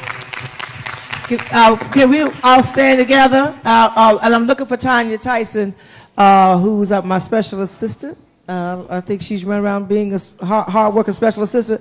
So Alyssa and Kim, everybody waved. I think Alyssa, when we were shouting, you weren't in the room. And all of our team, thank you so very much. I'm going to ask, so can we give our sister, who actually I stole that from you a few years ago. I said Makani, when she said something about sister, I said, girl, can I use that? And because it really captures that we're all stars. With sisters, and we try to shine that light for others to follow, right? And so and so I thank you for letting me steal that term a few years ago. But thank Makani again for being an awesome, not just moderator. And so Tanya's going to kill me if I don't make this announcement too, that we have our Spirit of Democracy Awards on September 21st. We got some awesome honorees. September 25th. And we're really pushing because we got to get across the finish line, nonpartisanly speaking, and it does take resources. And so I want to thank Tanya and the team again, and all of you all. And so we're a round table, we're sisters. So everybody come around this circle. And we're going to close out together. Everybody that feels comfortable, you don't have to, but we like to connect with each other before we walk out of this room. And I'm going to ask my sister, Dr. Jackie Martin, if she would close us out with inspiration and just give a sister or a brother next to you a hug as you leave. And so thank you so much again. Thank you, Congressional Black Caucus Foundation, for being so gracious and hosting us as a co-host. And Essence Magazine is being our continued partner. So I'm going to turn it over to Jackie to close us out. Let me not forget. This has been live streamed. And I want to thank Roland Martin with Roland Martin Unfiltered for live streaming this out. So it has a shelf life beyond this room. Excuse me. And thank him. And of course, you can also go to National Coalition on Black Civic Participation's page. Thank you, Roland. We just got to give you a shout out. Thank you so much for all you do to make sure. And if you don't, and before I close out, I'm just so thankful. And you got a vision. And if we serious about wanting our message out, if you don't take care of making sure that hashtag Roland Martin Unfiltered goes through the stratosphere. It has been a miss not having Roland Martin on the air. And he has taken this thing. I've been waiting. You know, I'm social media is not my strength. But I hang in there. And anytime he sends something, I just retweet it. I just put it out there. Y'all got big followings. Put it out there, right? Because we need those voices. And so I thank him for having the vision to create that. But it has to, if we wanted to go through the stratosphere so that and nothing against any, I'm not going to call them networks because one was here, so I'm not going to say networks. But we need to be able to have the ability to tell our own stories. It has been a miss for the last 6 months. It's been 6 months, Roland. 9 months, right? So everybody, I watch news on this. I watch news on this. Even when I'm home, because Jeremiah 7 and Jeremy, they don't want to watch it on the box. They want to watch it on this. So I just acquiesce with this. The power is in us making sure that we watch, that it's a Roland Martin Unfiltered. Now a Roland Martin Unfiltered. So let's do it. Okay. Jackie. As we quiet our hearts and our minds, and we've heard so much in this forum today, we are reminded of one thing, and is that we decide, we matter, and our vote counts. It's already been stated that we come into this place to get our marching orders, and now that they have been spoken, and God has spoken to each and one of us, no matter who you are and what you believe, you've heard something today that has told you, you must not be still, you must not be silent, and you have to act. So as we prepare to close out this Black Women's Roundtable, and we've had our power talks, and we've been instilled with the education and the wisdom that we need to go back to our respective communities to do what we need to do, it is in this moment that I ask that we educate, we motivate, and we activate. We have to educate ourselves so that we can educate our people, so that they will know what the reasons and the causes are that we fight so hard for what we believe in. Some people just don't know and they do not understand, but we are their voice. We have to motivate them. They have to see the stories and hear our testimonies. They have to watch the news and listen to Roland Martin Unfiltered, just so that we can have a clue and an understanding that no one else is talking about what impacts us but us. But even in that, we have to activate. We have to mobilize. We have to be on the front lines. We have to be the people, because some folks won't move unless they see others moving. And we have to be the ones that are there setting the tone and setting the stage and letting others know that this is why we do what we do. So as we close out this session today, holding hand with one another, know that you are covered. Whatever your fight is, whatever the work is that you have to do, whatever your grassroots effort, this is where we get our strength. This is where our source comes from. We lean on each other's shoulder. We cry on each other's shoulder. We stand on each other's shoulders because we know the value and importance of our voice. And our voice at this moment is needed in the ballot box. So I pray and I ask that in this very moment, that as we go out to our respective communities, there will be warfare, but we are ready. There will be haters, but we are ready. We will wear our t-shirts and we will stare them back down because we are ready. We will let our feeds on our social media speak those things that are, because we need them to come into existence in this moment and in this time. For each and every one of us was called for such a time as this. So boot up, suit up, and get out there and do it up where you have been called to do. In Christ's name we pray. Amen. Amen.